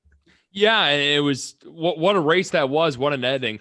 Adam, it's great to have you on here. It's great to see your face. You were just saying, oh, you weren't looking pretty before, but you're looking pretty darn good to me. I'm sweating profuse. Like, I don't know if you can see that, but it's ridiculous. I've tested the last few days. I don't have COVID, but whatever I do have has stolen my voice and just made me leak out of everywhere. Just keep drinking that water. I want to thank you, Adam, as well. I remember when I first met you at Riverside, I knew that you were coming in and you were the announcer. And I remember you said to me, grab a mic. And to have on my resume that I announced the NASCAR sanctioned race early on in my announcing career, something I'll never forget. So I'll always be thankful for that. And, during the pandemic, you mentioned there wasn't much Pinty's racing, but the G-Force TV stuff that you and Clinton Jeffries have been doing with the Racing Rival show, the coverage of the APC series, you guys have been pretty busy, especially in 21. I was seeing the YouTube notifications all the time. We appreciate that. You know what? Things came together so nicely for us with G-Force, because that was an idea we had before the pandemic. But when the pandemic hit, and Luke Ramsey was not supportive of streaming of races, particularly not for free. Luke Ramsey owns the APC series. Then enter the pandemic, and he saw a couple of the dirt events that we put on live, and that started the conversation. It got our foot in the door. And it's been an amazing partnership. But to go back to the first thing you said, I love working with new people. I love working with old people as well. But it's so much fun. And again, when we come into these towns, I'm blessed with what I think is one of the best announcing gigs in the country. If you are passionate about stock car racing, and I am. I also remember what it was like coming up through the ranks. It wasn't the most welcoming environment. And Clinton and I came up both at the same time. And it was really important to us to have an open mind and work with different people. Like, what am I going to get showing up to your track and not handing you a microphone?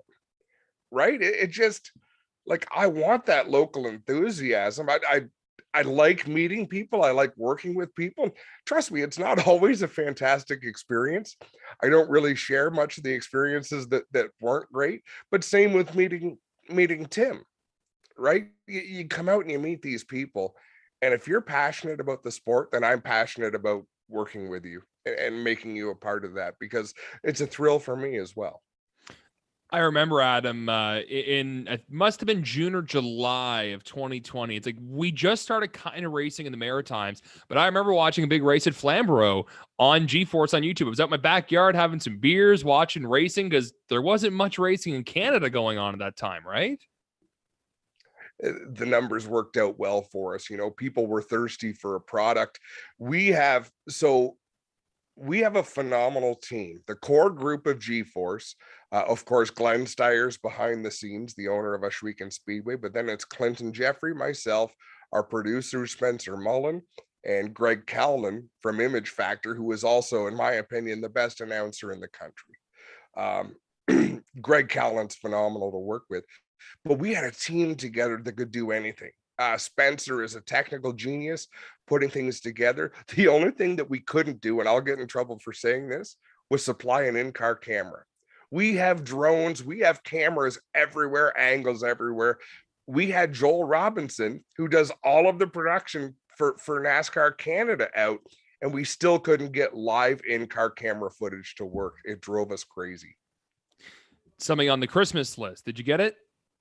No.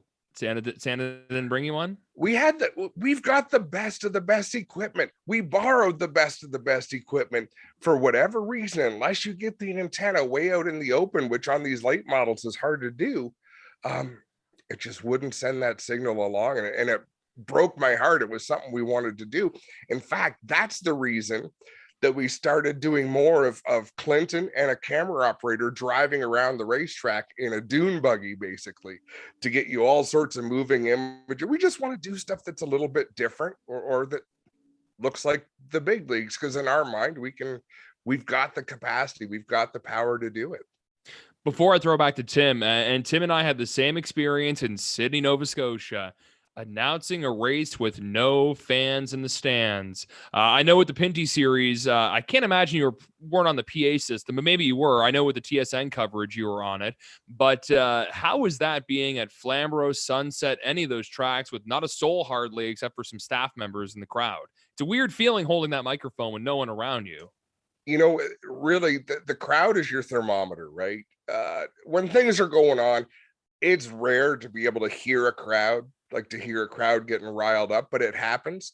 But at least the crowd can give you an idea. Sometimes you'll say something, you'll see a couple of people turn their heads. Okay, they're hearing what I'm with no crowd. It's definitely a buzzkill, and I think it was for the teams as well.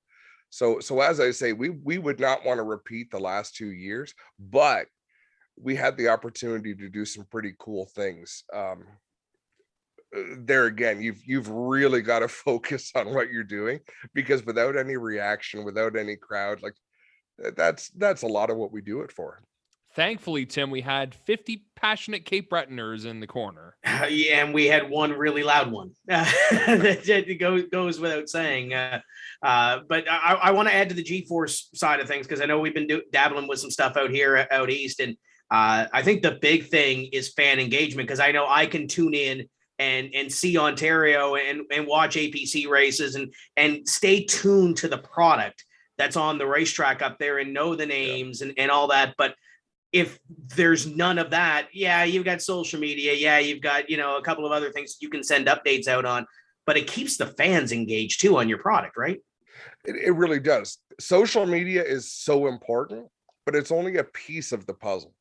You can have the best social media in the world if you don't have a good broadcast partner, or if you don't have the stream, or you don't have a live crowd. Like, you need all those things to come together. And we had to, it has not been easy, but we've worked with some of the promoters to say, look, advertise your product, what you have at your racetrack, your billboards, whatever you brand your events at is going to be talked about on G-Force. So sell that advertising. You don't have to pay us for it. Like, if a race is called the Bubba Brand 200, we are going to, that's what we're going to talk about, right? It's not money in our pocket, but we had to show the ways that we could help a promoter build their product. And again, engagement became a huge part of things because you could be interactive and live. And even when people can't come to the races, you're in a good spot because, as you know, that first year, 2020, I think all of our events had 15 to 20,000 YouTube views. YouTube views are a little bit more challenging to garner than other views. So we were really thrilled with the numbers. We said, you will never put this many people in the facility, but we can spread the message to this many people. So when the crowds came back, and we've been preaching this because we've been doing it at Ashweekend for many years, 2021, we said, look, it's not going to affect your crowds. We promise. We've done this. It's tried and true. And sure enough, the crowds were phenomenal last year.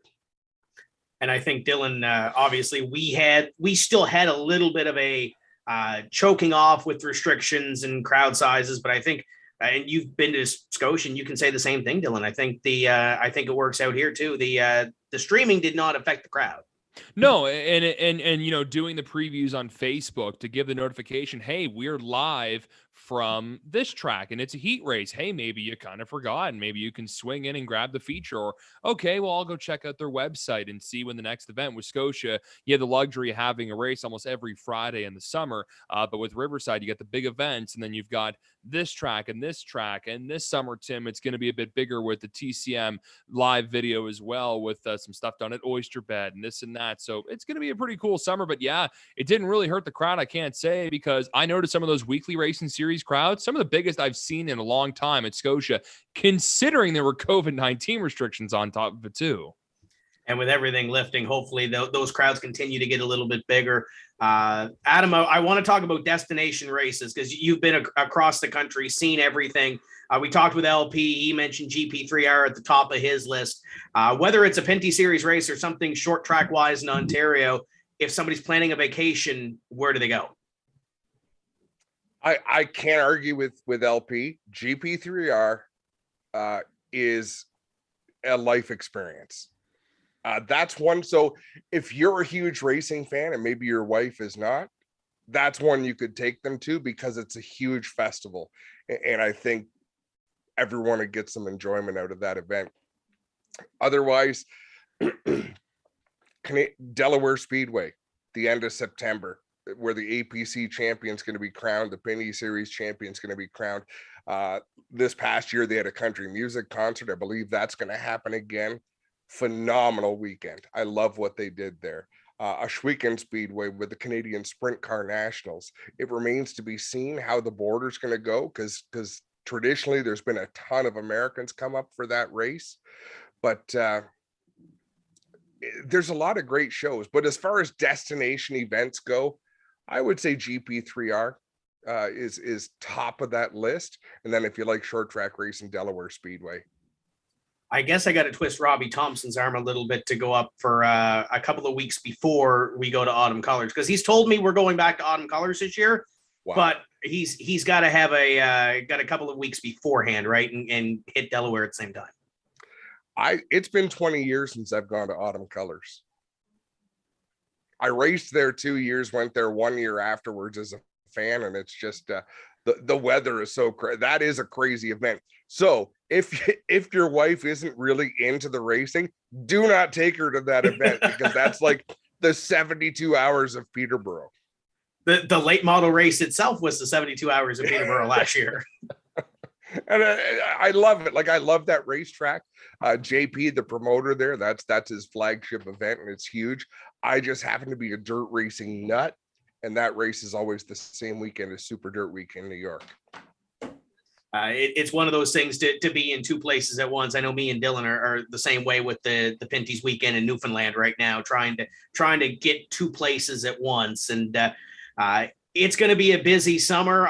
What do you have on your plate? Pinty's, G-Force, what else do you have on your plate this year? I'm going to tell you the truth. I have not looked at my full schedule yet because Clinton looked after it, and he has to be the same places as I do. But Clinton will be the first to tell you he doesn't have a day job. I have a full-time job. So NASCAR Pinty Series, I will be at every event. I may not be at GP3R because Dave Bradley gets hired to do the full weekend down there, and I can't commit to that with my schedule. So pretty much the whole Pinty Series, the entire APC series that we're going to stream on GeForce, then 10 races for the Knights of Thunder, 360 sprint cars, and the Action Sprint Tour, crate engine sprint cars, and then the vintage modified that my son drove last year. I'm going to actually get behind the wheel of that this year once or twice. He's going to drive it some, and then we got a third person who's going to drive it some. So I've taken on so much more than I can probably handle, but I love it. What are you going to do? I'm glad there's somebody busier than I am. No, if I ever get busier than Tim Terry, like, just stick a fork in me. I'm done. Phil Fowler's watching us. He says he's going to be racing the Pinty Series on the 25th. I think he said he has a deal with Joey McComb, but for obviously it's a brand new deal for the series. So you got a bunch of regulars coming into a racetrack that they haven't raced before. You've got a couple of regulars from Eastbound that are going to be in that race, plus DJ Kennington, who has experience at the racetrack. Joey has, JR is trying to find a ride. For those late model guys that are saying, hey, I want to go Pinty's racing. Obviously, you're not behind the wheel of the race car, but what's the biggest advice you can give them about getting into this race on June 25? You know what? Patience. Just ride. I have yet to see an oval race. Lose a lap, don't sweat it. The yellows come at the end of the race, the way the lucky dogs work out. Just ride. If it's a 200 lap race, ride for 150 laps and then start to race. Keep the corners on it. If you're used to driving a late model, a Pinty's car is almost exactly like that, except it's got more horsepower. It doesn't turn as good and it doesn't slow down quite as well. Otherwise, exactly the same.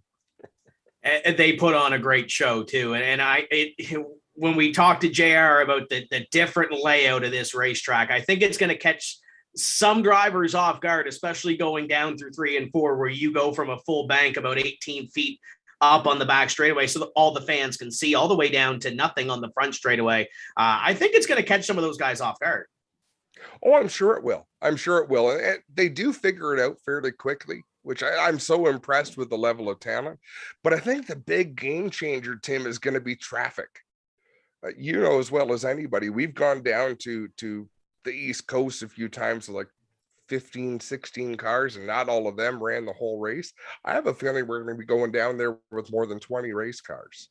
And I don't think there's going to be any starting parks out there.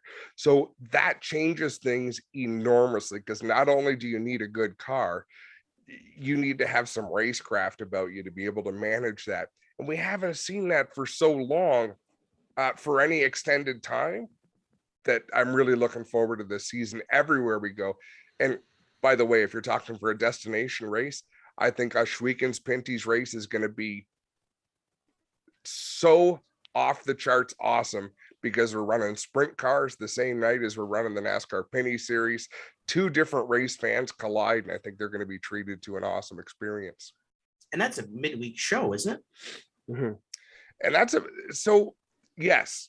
And to my knowledge, Clinton Jeffrey insisted on that, because in Ontario, if you run a Saturday show and you're a Flamborough racer or Sunset or Peterborough or Sauble, you're not taking the night off because you're racing there. But for a midweek show, all of those race teams that would normally be at a track on the weekend, they're going to gravitate to Ashweeken just out of curiosity. And I'll bet you that represents well over 1,000 people. I mean, you look at a schedule that, you can actually get to, and you mentioned as a race fan, as a driver, not having to go to your weekly track or go to your regular track on that night. And it's one thing me and Tony Stevens chatted about when we were down south about all these racetracks down in the mid-Atlantic wanting to run Saturday night at 6, because that is their time. That's their date. I know out east, with all these racetracks working together now at the Summit, we see the Friday nights at 7. We see a couple of Saturdays at 2, 3 o'clock outside of the hot summer months. And then you see some Sundays. So I think at least out east, I think they're starting to see that the Saturday night at 6 o'clock is not the only time that you can go racing. No, you've got to build it around people's lives, their habits. That was a big concern. I'll tell you, talking to some promoters in Ontario back in 2020, and I'll name some, Mark Rinaldi down at Brighton Speedway. It was critically important to him to put some races on because that track is in the middle of cottage country and boating territory on Lake Ontario. And he says, the last thing I can handle is a lot of my race teams deciding they'd rather be out on a boat on the weekend than at the races. So we had to provide them at least a couple of events to come out to keep them active. Dylan, you wouldn't know anything about being on a boat during a race weekend, would you? No, I wasn't invited. Do you want to tell the story? You can, because you like telling it so much. Well, so we had a doubleheader at Scotia last year because the pandemic and trying to get races in. So we shoved one on a Saturday and a Sunday. Dylan Blankhorn goes out, finishes on the podium, and he kind of put tongue in cheek and he said, I don't know if I'm going to be here tomorrow. And I said, okay, so you're going on the boat. Well, that's the plan. So Dylan does not show up the next day. And we're having our conversation in the middle of the 150. It's a blazing hot day in Halifax, probably one of the hottest we've had in a while. And Dylan Mr. Langell tries to get on the boat. What did you say on the call? I think it said like tarps off or something. Yeah. And everybody else had said that that's probably not the right way for you to get on the boat. No. I tried, and I learned my lesson. Yeah, and you still haven't got on Blankhorn's boat, have you? It's not boating season yet in Nova Scotia. I guess so. It's coming up very quickly, though. Adam, looking forward to this season, and obviously you're busy throughout the Race Rivals chat every Tuesday night, right? Yes. So we've got to get you on that, and we're trying to bring in more and more people as time goes on, because Clinton and I, all we do anymore is fight, and we're actually getting tired of it. So we need more people to come on that we can have more cordial conversations. It's entertaining though. It is to a point, and I think we've crossed the line. If you see, I'm fairly relentless. Like I'm a smart ass and then some. And I often don't realize that I've crossed the line until well after. And then I got to backtrack a little bit. But we're like an old married couple. We've been at it for a long time. So I think the one show that we did, Dylan, and we had no guests, I think we crossed a couple of lines there, didn't we? Oh, yeah. That was a lot of fun, though. That was a lot of fun, though.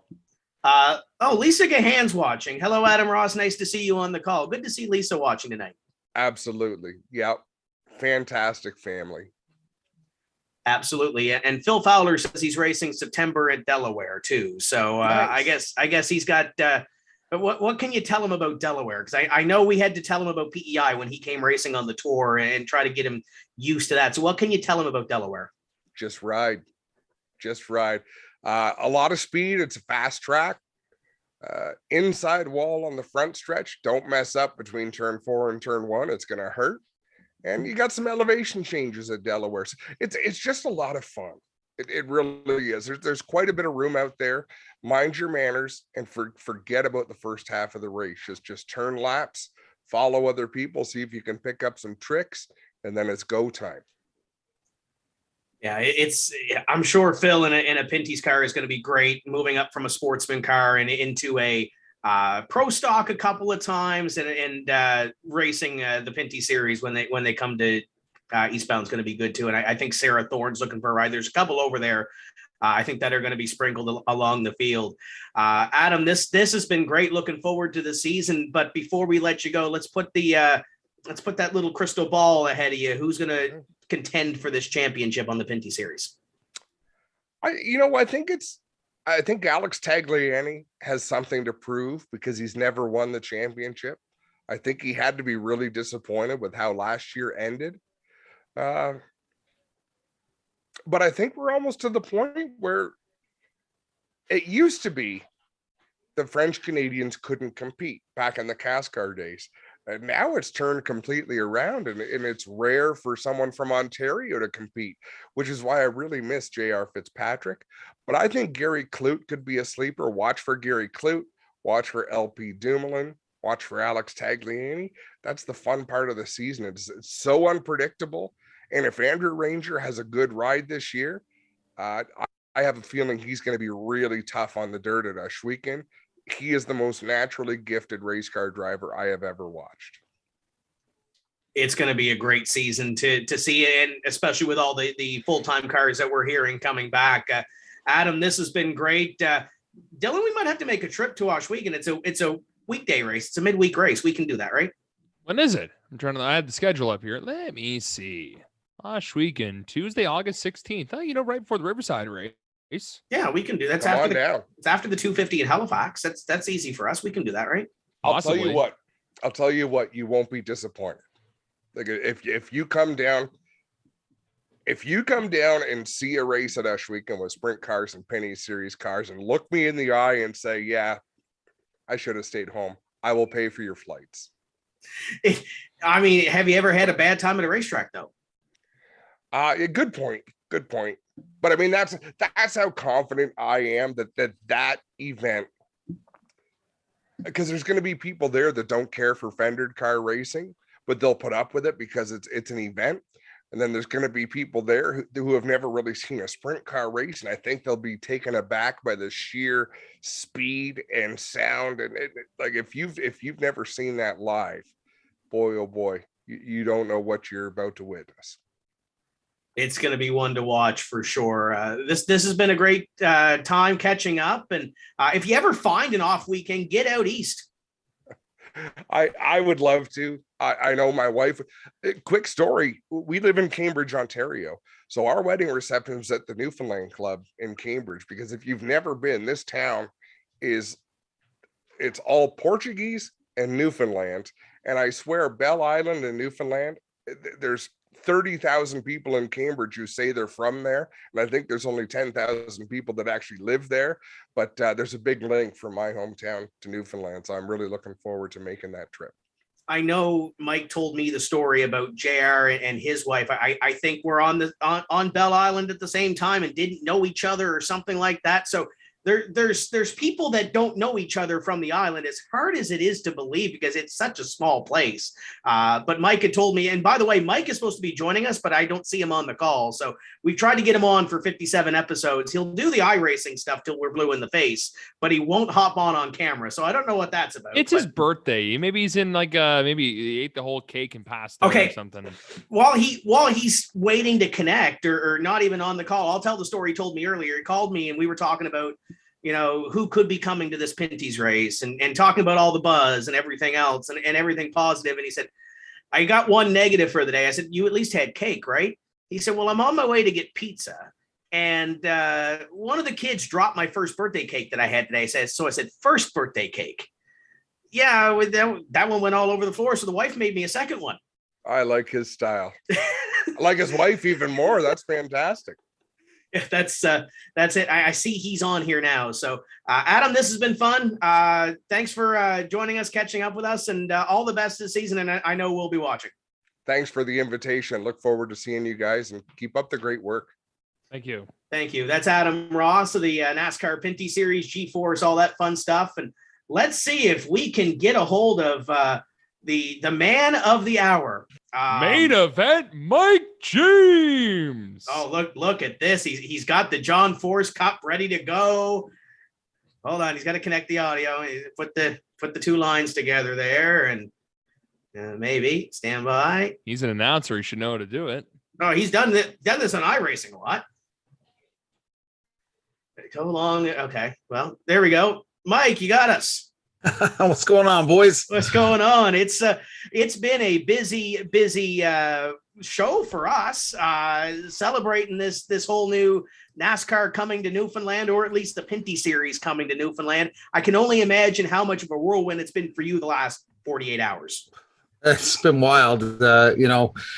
It was a 4-day build into the announcement on Monday. So my wife was quite happy when everybody left on Monday night. So I've been listening here tonight. You guys have been doing a great job, by the way. Great job, Dylan, over there. You haven't said a lot, but maybe you'll get some words in on this one now. Seeing we're good buddies from the iRacing series, but No, it's great, man. My wife's super stoked upstairs that I've been downstairs for 2 hours waiting for my turn. So, but glad to be here, man. It's gonna be awesome. We just told the story with Adam, by the way, about your birthday cakes.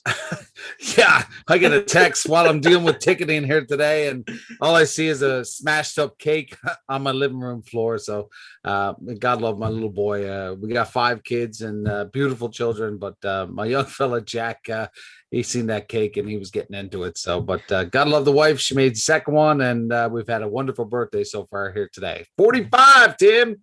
45. Oh, you don't look a day past 20. Halfway to 90. So that's a little scary. We're live and interactive with Mike James.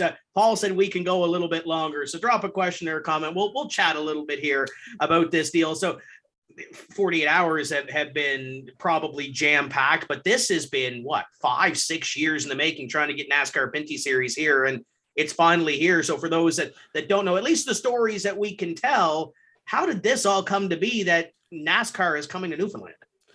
Well, I moved home from Atlanta, Georgia, and I kind of walked away from motorsports for a couple of years. Myself and my wife, we've had 4 kids in 6 years, and we concentrated on the family, and then I met this guy Pat Squires in 2014, and he was building this massive arena of motorsports in Avondale, Newfoundland, which used to be a dirt track from our good friend Bern Hickey.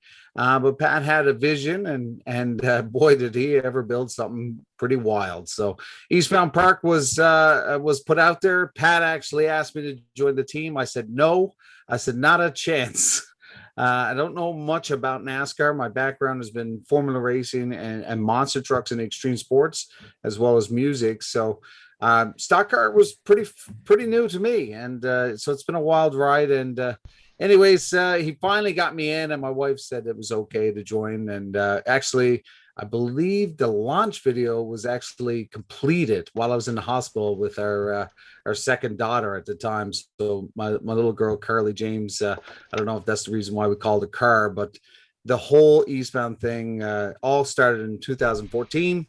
15, we were kind of in the boardroom, and he just mentioned something to me, and you got to know Pat. He's so passionate, and I don't know what came up, but it was like it was something to do with, why did you spend all this money and on this track? And he said he built it for the kids. He built it for guys like Josh Collins, to give them an opportunity to come from the quarter mile Thunder Valley and stretch their legs on a big 3/8 and start looking into going on the Pro Stock Tour and the Maritime Pro Stock Tour. And Josh went down to New Smyrna and expanded down there.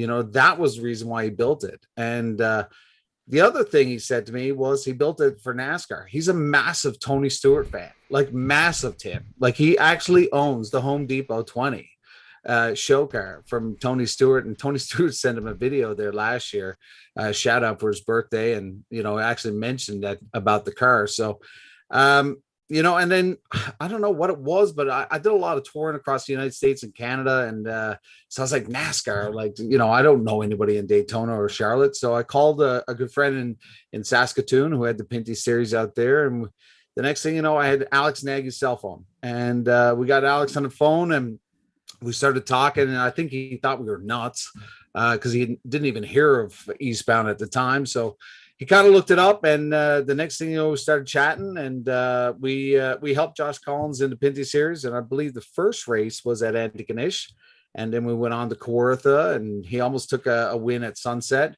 Started chasing around, and got to meet a lot of people, and next thing you know, Kevin Nevelin from Daytona was on a flight and landed at Eastbound, and we became a NASCAR home track in 2016, which you are actually an official. You got the jersey and all that stuff. So we ran, and every year we tried to get this deal to bring the Pinty Series, the Canadian Tire Series at the time, to the Rock, because I always believed that we could be sort of like the LA Coliseum, the GP3. I know that when this happens on June 25th, the fans in Newfoundland are going to be so receptive. The hospitality is going to be second to none. You know that, Tim. And, we had the best Junos, the best Briar. And it's because the people in Newfoundland and Labrador are so amazing when it comes to welcoming outside guests. So I've been looking at the hotel rooms because we have privilege to see who's coming.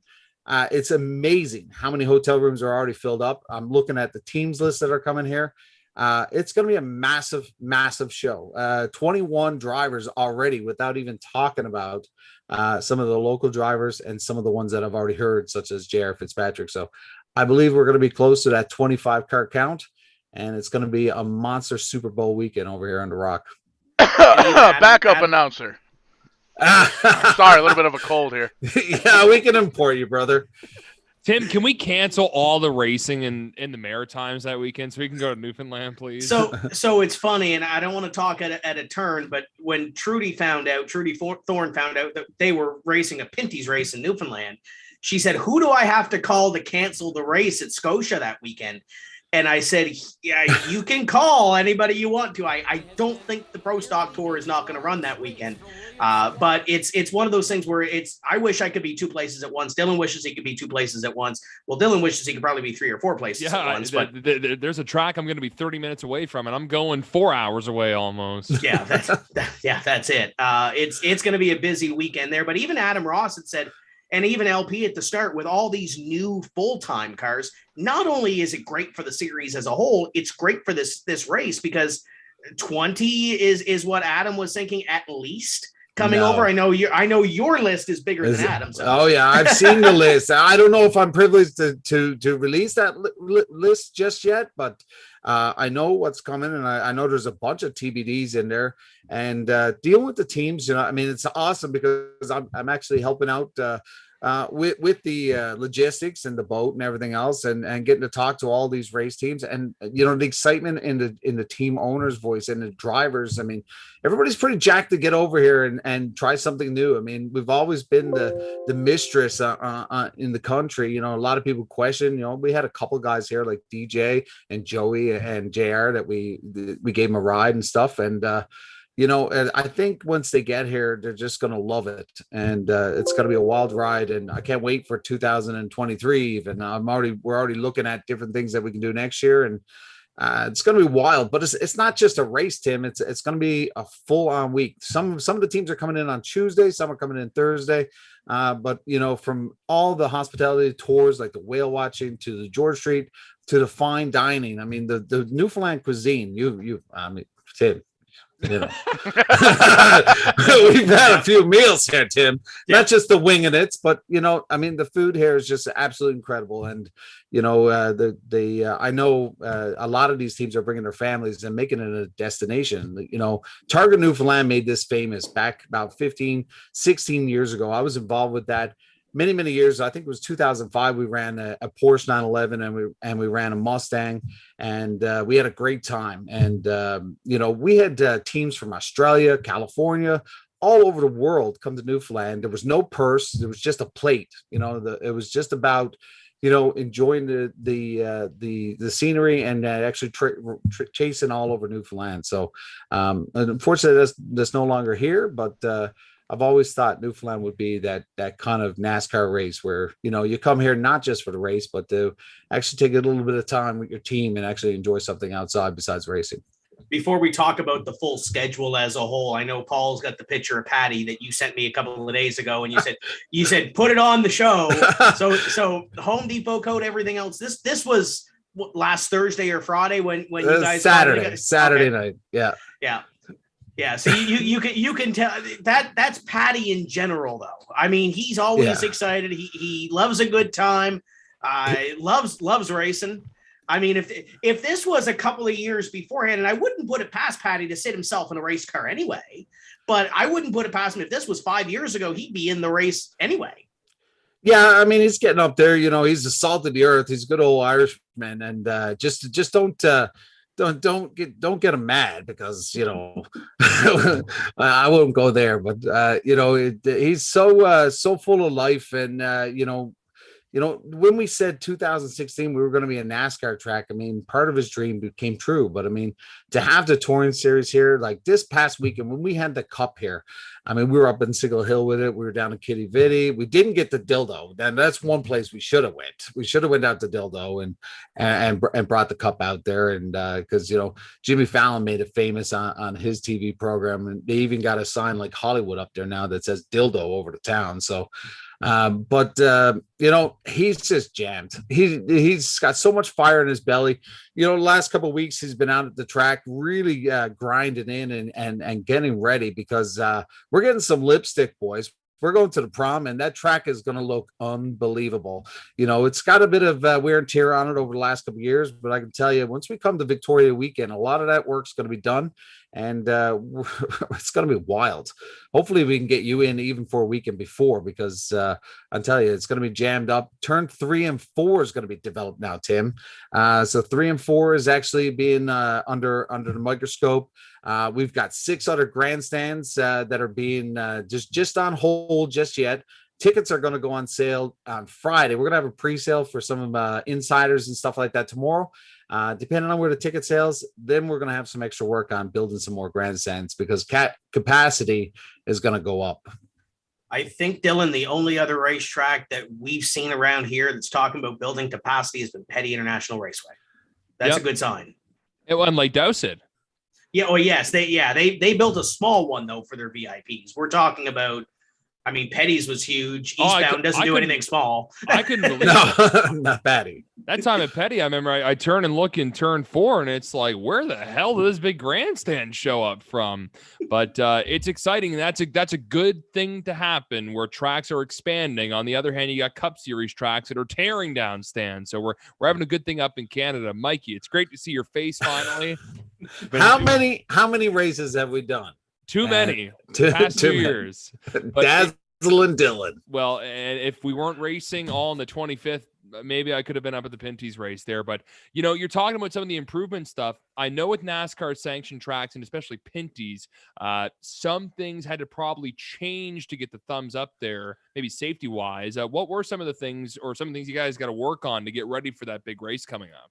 Well, we got the great team from the Pinty's. Sherry and the crew will be in here in a couple weeks, actually. And then once we get all the final details that they want, we're going to probably look at turn 1 and also the front stretch. But it'll be ultimately up to their safety team and maybe some input from Concord. But we're basically, let's go kind of thing. And I've done shows with Pat where we had to extend a drag strip. You just don't extend a drag strip 300 feet just like that with your, asphalt and everything. And I remember these nitro methane fuel altered cars came up from Memphis and they showed up, I think, the day before the race. And the guys were actually cooling the asphalt with the fire truck. So I think he had to do it in 7 days and he got it done. I've seen him do 30 acres of clearing land to prepare for Leonard Skinner and Little Big Town. We needed more parking, we needed more camping, and the job just got done. So whatever we got to get done to make sure that we're at that level for this series, we're not scared. I mean, it's going to be a great effort from our team to make sure everybody's happy. Newfoundland just seems like the place to be coming up this summer with the government getting behind a lot of stuff. I saw the lineup for Iceberg Alley. Kim Mitchell playing the same weekend as that Pinty's race. Yeah, there's a lot of stuff on the go. Actually, on Thursday in 2014, Van Perry, who came to the Eastbound, they're playing in that town. So, yeah, there's a lot of activity. It's a great year. Tourism's doing a great job with a lot of the festivals here in town and getting behind this big year of a bit of a return to normalcy. So, pretty excited about everything that's going on in the province and hoping to see a lot of tourists come throughout the whole summer. I know for a fact you can't get a room at the Delta, you can't get a room at the Marriott, you can't get a room at the Sheraton right now for that June weekend. Rental cars are pretty much done, but we do have an insight on some rental car information that's going to be coming out soon.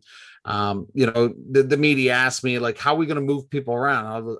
My first thing I said to them was, it's not our first rodeo.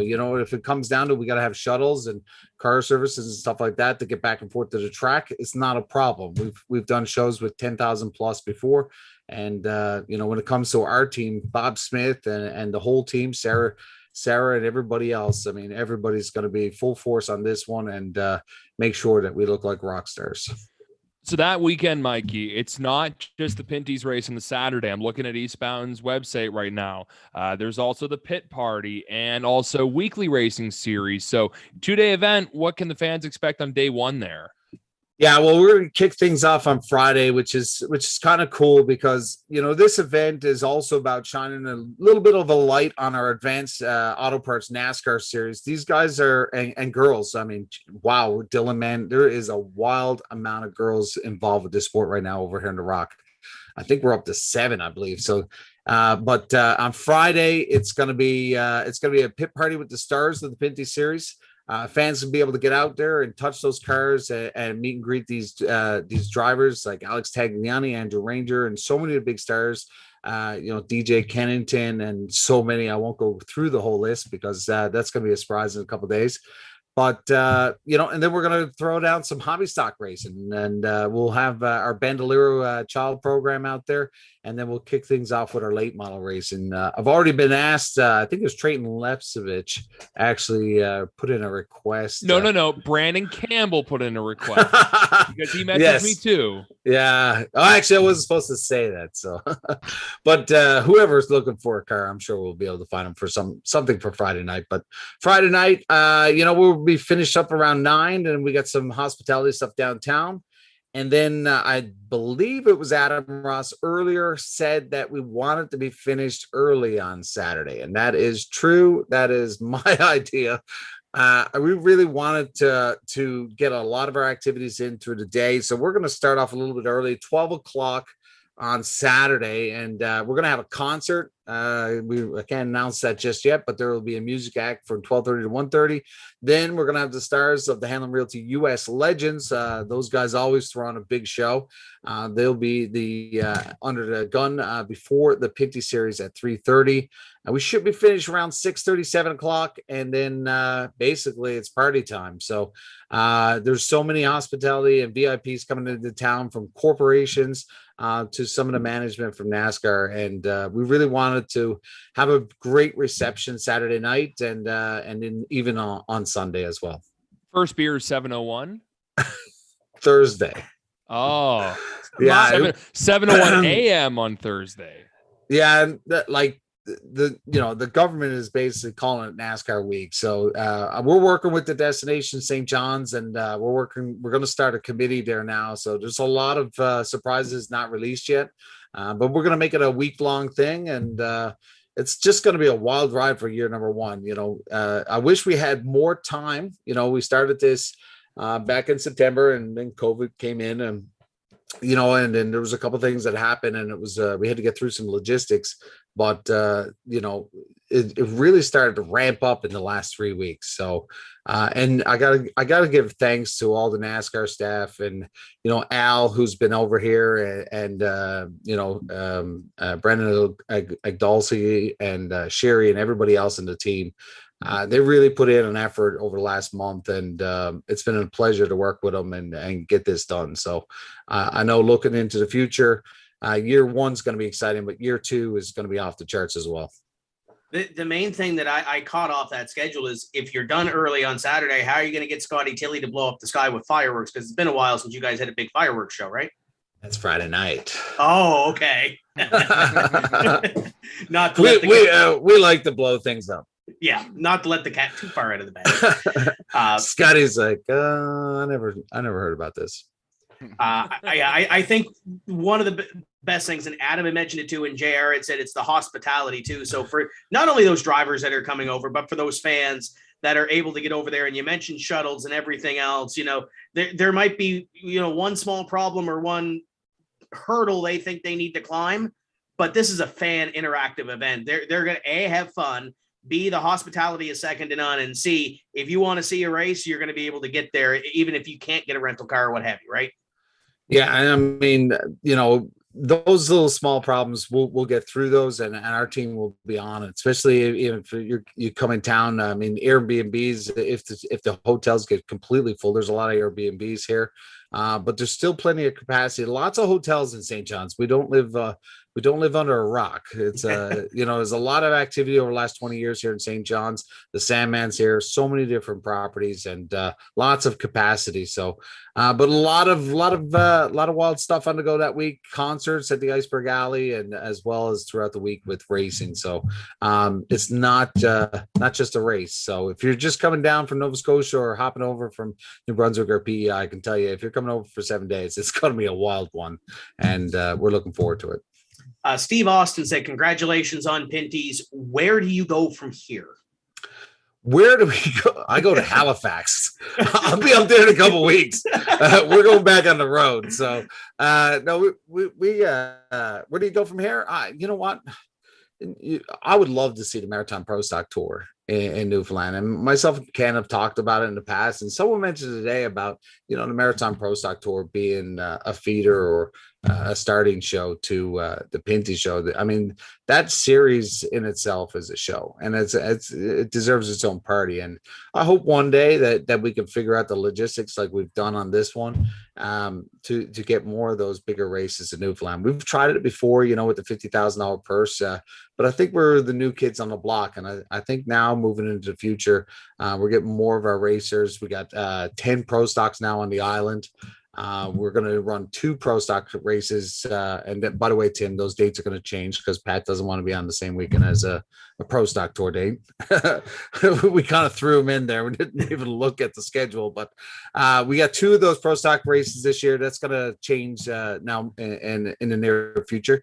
And so we're going to build that class over here. And then hopefully we can run, when you get 8 or 10 from the mainland, then you got yourself a show. So maybe one day that Iceberg 250 comes back and we throw a $50,000 purse in there and get a big sponsor and put on a show for the Maritimes as well. Now, you did mention coming to Halifax, and Dylan got all excited over there, I could see, but I know I'm staying at your house, Dylan. Bro, I'm in the spare bedroom. I'm in the bathroom with the cat. Fresh spinach dip and spinach and artichoke dip. Is that what it was? Yeah, it was hand delivered. Yeah. There you go. I'll bring the Diablo. Yes, and they still sell Blue Star at some beer stores in Nova Scotia. As long as they got India. I know Bob Hutchings says that a man's beer is Michelob Ultra, but I don't know about that. Yeah, I don't know about that. Bob, big shout out to Bob if he's listening. He's one of the big promoters here on the Rock, started Thunder Valley and worked with Pat for many of the years. So maybe you'll see Bob Hutchins jumping in Pinty's car. Now that would be a show. I think I saw, because Phil had mentioned something about his car is for rent for a couple of races, whether it's the sportsman car or the pro stock. And I think Bob had asked about an inquiring price. So maybe there's something there that we have to take a look at. But you mentioned Halifax, and I don't want to dive too deep into it, but you're behind the World Series of Monster Trucks, and that is on the Halifax schedule coming up. I know we get messages every week about when are tickets going on sale, what is it? What can you tell us without letting the cat too far out of the bag for those fans in Halifax at Scotia Speed World about the Monster Truck Show? Well, it's almost like 2014 when Pat said, there's no way a Newfoundlander runs monster trucks. It's such a big world, out there, but I've been doing monster trucks for 20 years, and I've landed all the way over to the Middle East, through Europe, across the United States and Canada. I can tell you, our team is made up from old Monster Jam staff from Live Nation days, from the old U.S. Pace, U.S. Hot Rod Association and Pace days. So we got a great team. We put on a wild show. If you've seen some of the footage that over the last couple of years in St. John's, but man, I'm really excited, to get to Halifax, and we've been talking about it for 3 years, and we're going to bring a big show. We got world champions coming out. I'm not going to announce any names, but we got a big lineup of monster trucks coming. We're still working on some of those side acts, but it's going to be a party, and we're only a couple weeks away from that launch. So big excitement, some big partners on that. And we'll also be heading over to New Brunswick to our friends at 660. So for those that are looking for tickets on sale, the easiest thing to tell them is stay tuned, right? Yeah, well, Pinty's kind of took me away for a couple of weeks, so we were planning, we were almost there. So, but and I'm just we've had such an awesome month, man, and a lot of things got put to the side for a bit, but tickets for the Pro Line Stadium 225 goes on sale this Friday. It's going to be a big release off us. I've got so many thousands of inquiries right now, so I think tickets are going to go pretty fast. If you're looking for a pre-sale and you're online here, shoot us a message. We'll be able to help you out. I mean, if you're a fan of Tim Terry's, we'll help you get those tickets before the official launch. But that pre-sale will start tomorrow, and then official on sale will be 12 o'clock on Good Friday. Get your fish and get your 225 tickets for the Pro Line Stadium. So, but yeah, so that once that's out of the way, I think that's going to go pretty fast, and then we can work on probably a secondary on sale, and then our big drop is going to be the monster truck. So, and Dylan, I'm surprised nobody caught when Mike said Speedway 660 in there too. Yeah, our friends at the Roy's. So we still got a lot of planning to do over there, but I got to give a shout out to Brent Roy, man.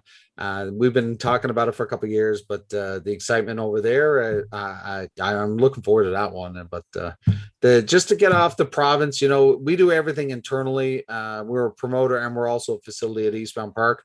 From 36 shows a year, we're flat out week after week after week, but we got a great team. Robert Smith does an amazing job. Our safety crew. So I'll be leaving them for 2 weekends, and it'll be the first time since 2014. But I feel like the facility is safe in their hands, and I can get back to what I love, and that's touring out there and meeting the fans and bringing that big show. And you brought somebody in for at least that August 21st show to pinch. Oh yeah, right? I think you're taking my place. Actually, you'll be taking in that advanced NASCAR series. So at least I feel that'll be the first NASCAR race that I've never announced. So having you at the helm, man, it's going to be awesome, and the fans are in safe hands with you. So as long as we can get the Air Canada, the WestJet to fly in a little bit earlier, that would be great. Because I mean, me and Carl and Benita and everybody, we flew across the island last year to get there. Yes, and I still owe you for that headset. Yes. I'll make sure you got lots of moose beef jerky when you get here, and the boys and girls will take care of you over here. And I'll be having fun up there in New Brunswick with your family, and thank you to you. I mean, you introduced a lot to Brent Roy and all of them. So it's going to be wild. Over the last 2 years of the pandemic, Dylan and all of us, I mean, we've done so many shows together over the last 2 years, especially that mutt down there from Connecticut. Where is he? Put him on the screen. Yeah, I was going to say, okay, Paul, there's your cue. I guess that's my cue, right? That's your cue. The Neanderthal from Connecticut. Man, I just can't wait till all of us get together. And, something that I'm working on this year is, I really want to get us to Phoenix and go to the Cup final. So, yeah, but Phoenix is really far away. I don't care. We'll figure it out. Well, I'm just there. Here I am. So first, hey, happy birthday. Well, it's actually Yingling, so okay. They don't sponsor us yet, but they should. And Bedane TV always reminds you to drink responsibly. But now looking this podcast has gone left, by the way. Just a little bit. Tim said he wants to go to bed by like 10 o'clock. So we got to figure things out. Oh no, for those that are watching, I'm driving to Truro later tonight, so I'm going to be stopping at the Irving Big Stop in Enfield here in about an hour and a half to pick up a couple of Red Bulls to get me through the night, because I got to go to Petty tomorrow to do some setting up. So it's going to be sleep doesn't exist for me anymore. It's April. Well, the season's starting, Tim. That's it. Racing season. I had Smashed potatoes. that was enough 2 weeks ago. I beat Brandon Campbell though, so that's all that matters. Hey. I had a conversation with somebody earlier today that it's good to be busy. It's different to be busy, but it feels like normal now. I mean, we're getting ready for a race in May. It feels normal now. Yeah, this week with the Pinty's team here and Alan Boynton and everybody else and getting this launch. I mean, it's been such a sleepy 2 years. And I mean, this iRacing gig with you guys, I mean, I remember the first one, I was there, lying down with my kid, and you guys were doing your iRacing thing, and I didn't even know what Discord was. And I was just like, man, am I watching a real race or is this a video game? And I was like, how do I get involved with that? And anyways, Sasquatch over there trying to get me tuned up with a microphone for the last year, but we finally got through those headaches, and it's been an awesome ride. I mean, Dylan, man, how many shows have we called over the last 2 years during this pandemic? So I think we spent like 2 or 3 nights a week together in pretty 2020. much. But my wife was getting jealous. Yeah, same with my fiance. She hated you and never met you. Well, you stole me from her. But you know what?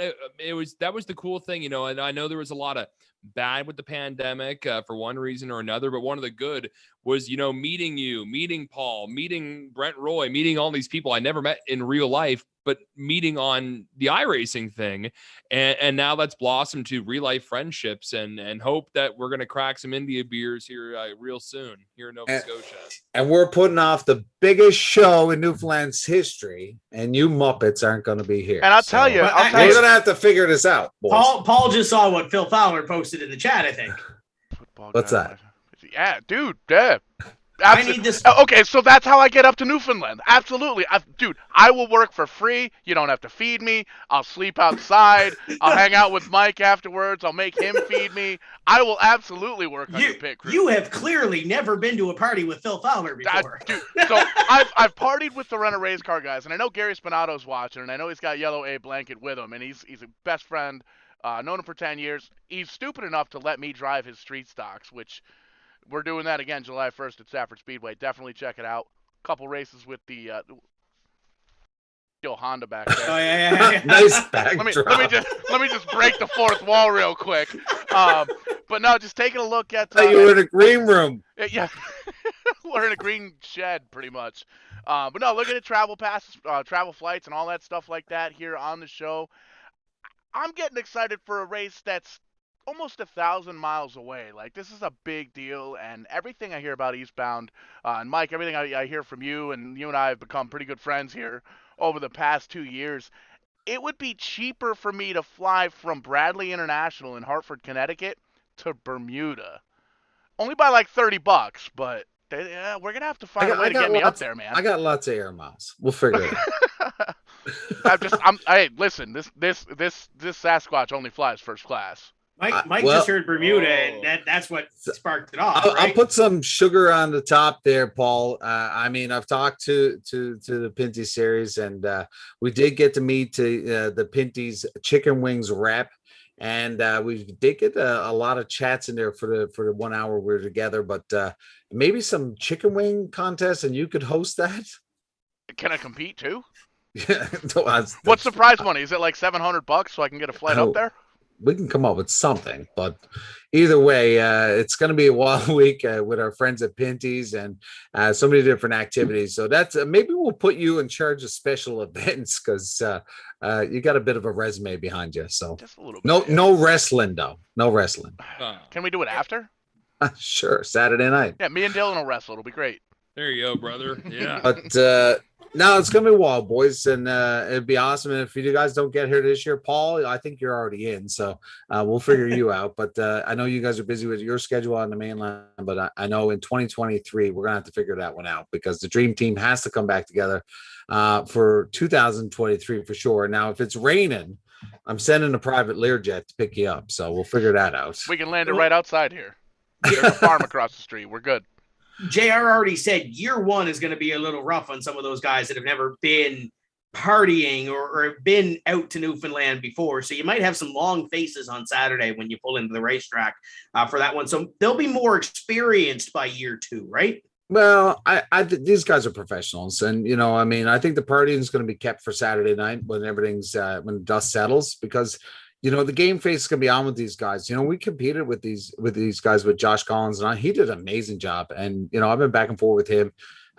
You never know. You might see Collins come out to this. He can run with them. I think anyone of the Advanced Auto Parts Series racers can actually jump in. Sarah Thorne, I'm stoked. Phil Fowler, that guy can run with these guys. He was there with JR Fitzpatrick and DJ. You weren't here, Tim, but I mean, JR and DJ did take a win, but they didn't take the second win. They were dual 50s, and a local driver did beat those guys. So, Wayne Walsh, Jason Groves, Owen Groves. I mean, there's some big names over here that can run that 3/8 mile. So, I think once everything gets going here, like they said earlier, it's going to be some bumping and rubbing, and it's going to be a lot of thought going to this one. So I think game face is going to be on until after the show.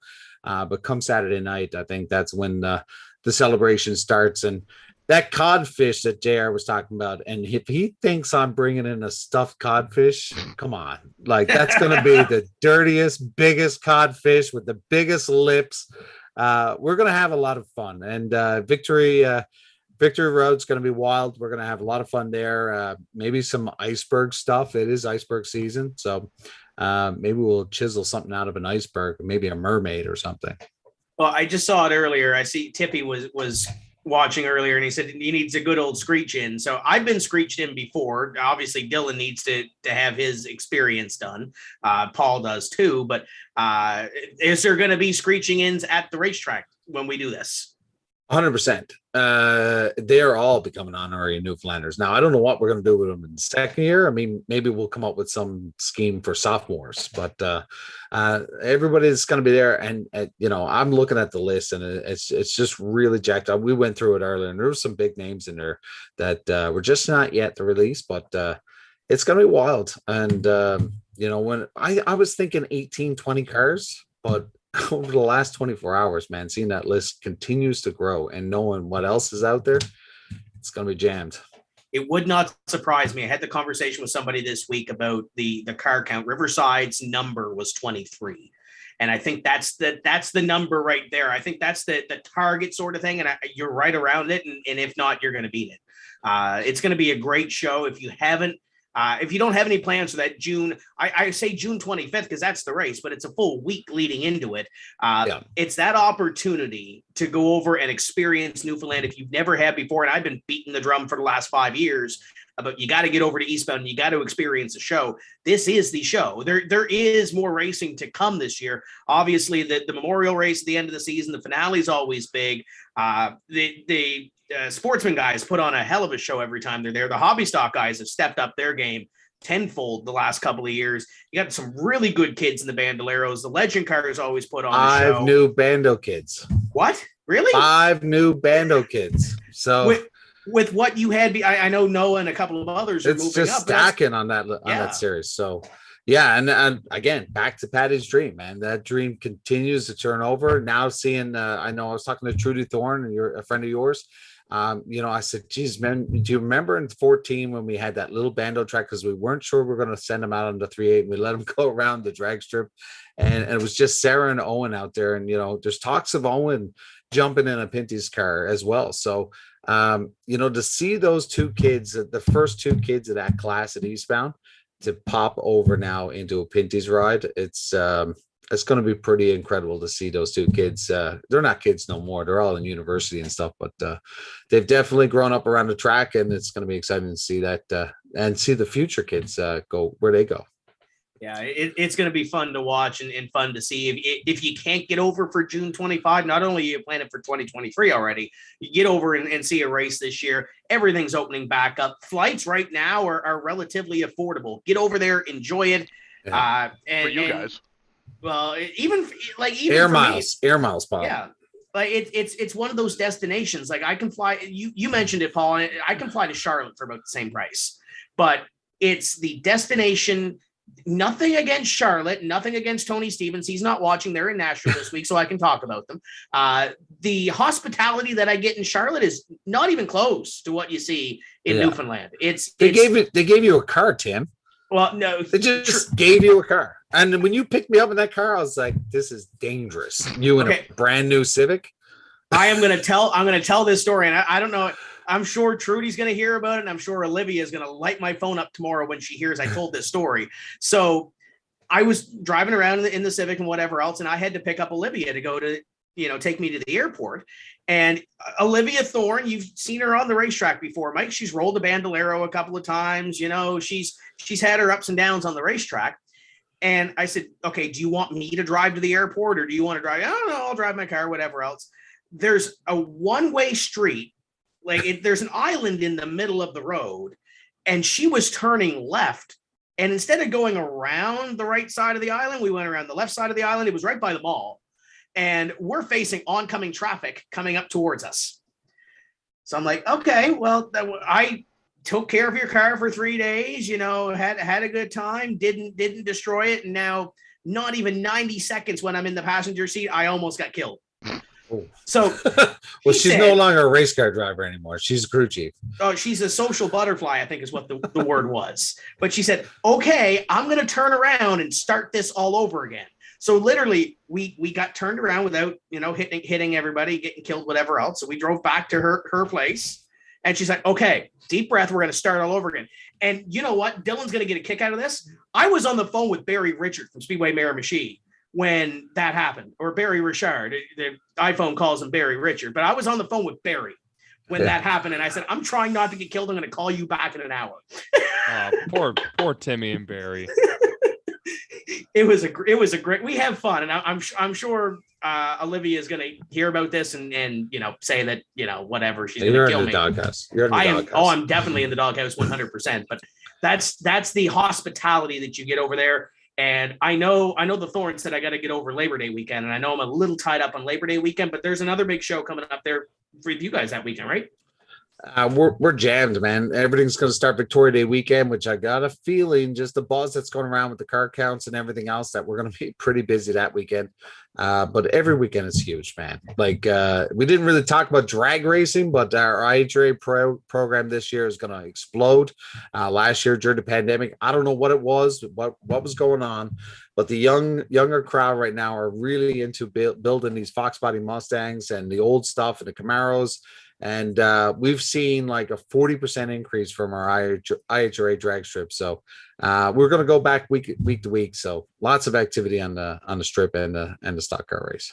Brian said Noah's racing Legends and Bandos, so that's going to be a busy back and forth for him. It's not uncommon to see it down here, though, so good on him. Phil Fowler says, football guy needs to be in my pit. We will get along great. Yes, but he's not a Coors Light kind of guy there, Phil. So he's into a little bit stronger things. So I can't remember the last time I drank with Phil, but the last time I drank with Phil, I thought he was drinking rum or something. Phil's a great guy. When it comes to hosting and stuff, he has the best Christmas party for all the stock car drivers and everything at the end of the year. So whoever's going to hang out with them, Paul, if you're stuck with them, you're going to have a great time. I dig it. I like it. Just got to find my way up there. So if anybody in Southern New England's maybe we're making just a going to trip, we're just going to do a collection of air miles. Everybody throw in 1,000 air miles. Yeah, perfect. There you go. Or we could start a GoFundMe. There you go. I like Worst case, Phil is going to be on the mainland at some point doing some pro stock racing too, right? So Phil's all over the place. He's been talking about Sunset. He's been talking about Delaware, and man, he said Delaware tonight when we were talking. Yeah, props to him, man. He's putting the big boy pants on this year, and I know he's got two race sleds in the shop. So he's got a new one, and he's got the old one already worked on. So he's got a backup car for the Advanced Auto Parts Series, but. I think this year we've seen some wild runs, and Collins being back in the mix. There's about 15 drivers now in that late model series that any one of them could win that race. And now with the new MSD box rule, I know some of them don't like it, but we won't go there tonight. But the racing at Eastbound. And I've watched every single race since 14. And like I said to you at the beginning, I wasn't a stock car fan, and then I became a stock car racing fan later in my life. But the battles that I've seen over the last year from these drivers is absolutely incredible. To see the youth go to the level they are, and even see the veterans and what they've been putting down, 2022 is going to be exciting, I can tell you. Caden Tuff says, I think we should go to Eastbound talking to Todd. And I think absolutely. It's one of those. Yeah. It's one 100%. Of those things. If you've never experienced, if you're on the mainland, if you're in the Maritimes and you think you've experienced all, because we've got a wide range of racetracks, you've never experienced Eastbound. You might say it's a 3/8 on paper. But dare you. I dare you. I dare you to come to Eastbound. I dare all of you to take the trip. I think what it'd be neat, I'm just looking through the chat, and I'm recognizing all these names, the Tufts, Phil Fowler, all these guys that have done the iRacing shows, that the four of us, Tim, you're over here. Tim puts them together. Dylan and Mike, you guys call them. I do the U-House race design, instant replays. And I think it would be really cool to kind of take the dream team here, the 4 of us, maybe call a race together in real life and have some of that little bit of sim racing, real racing crossover. Maybe we get a sponsor on that. Yeah, we need to get a flight sponsor because I don't have $1,000 to fly out there. We're starting a GoFundMe.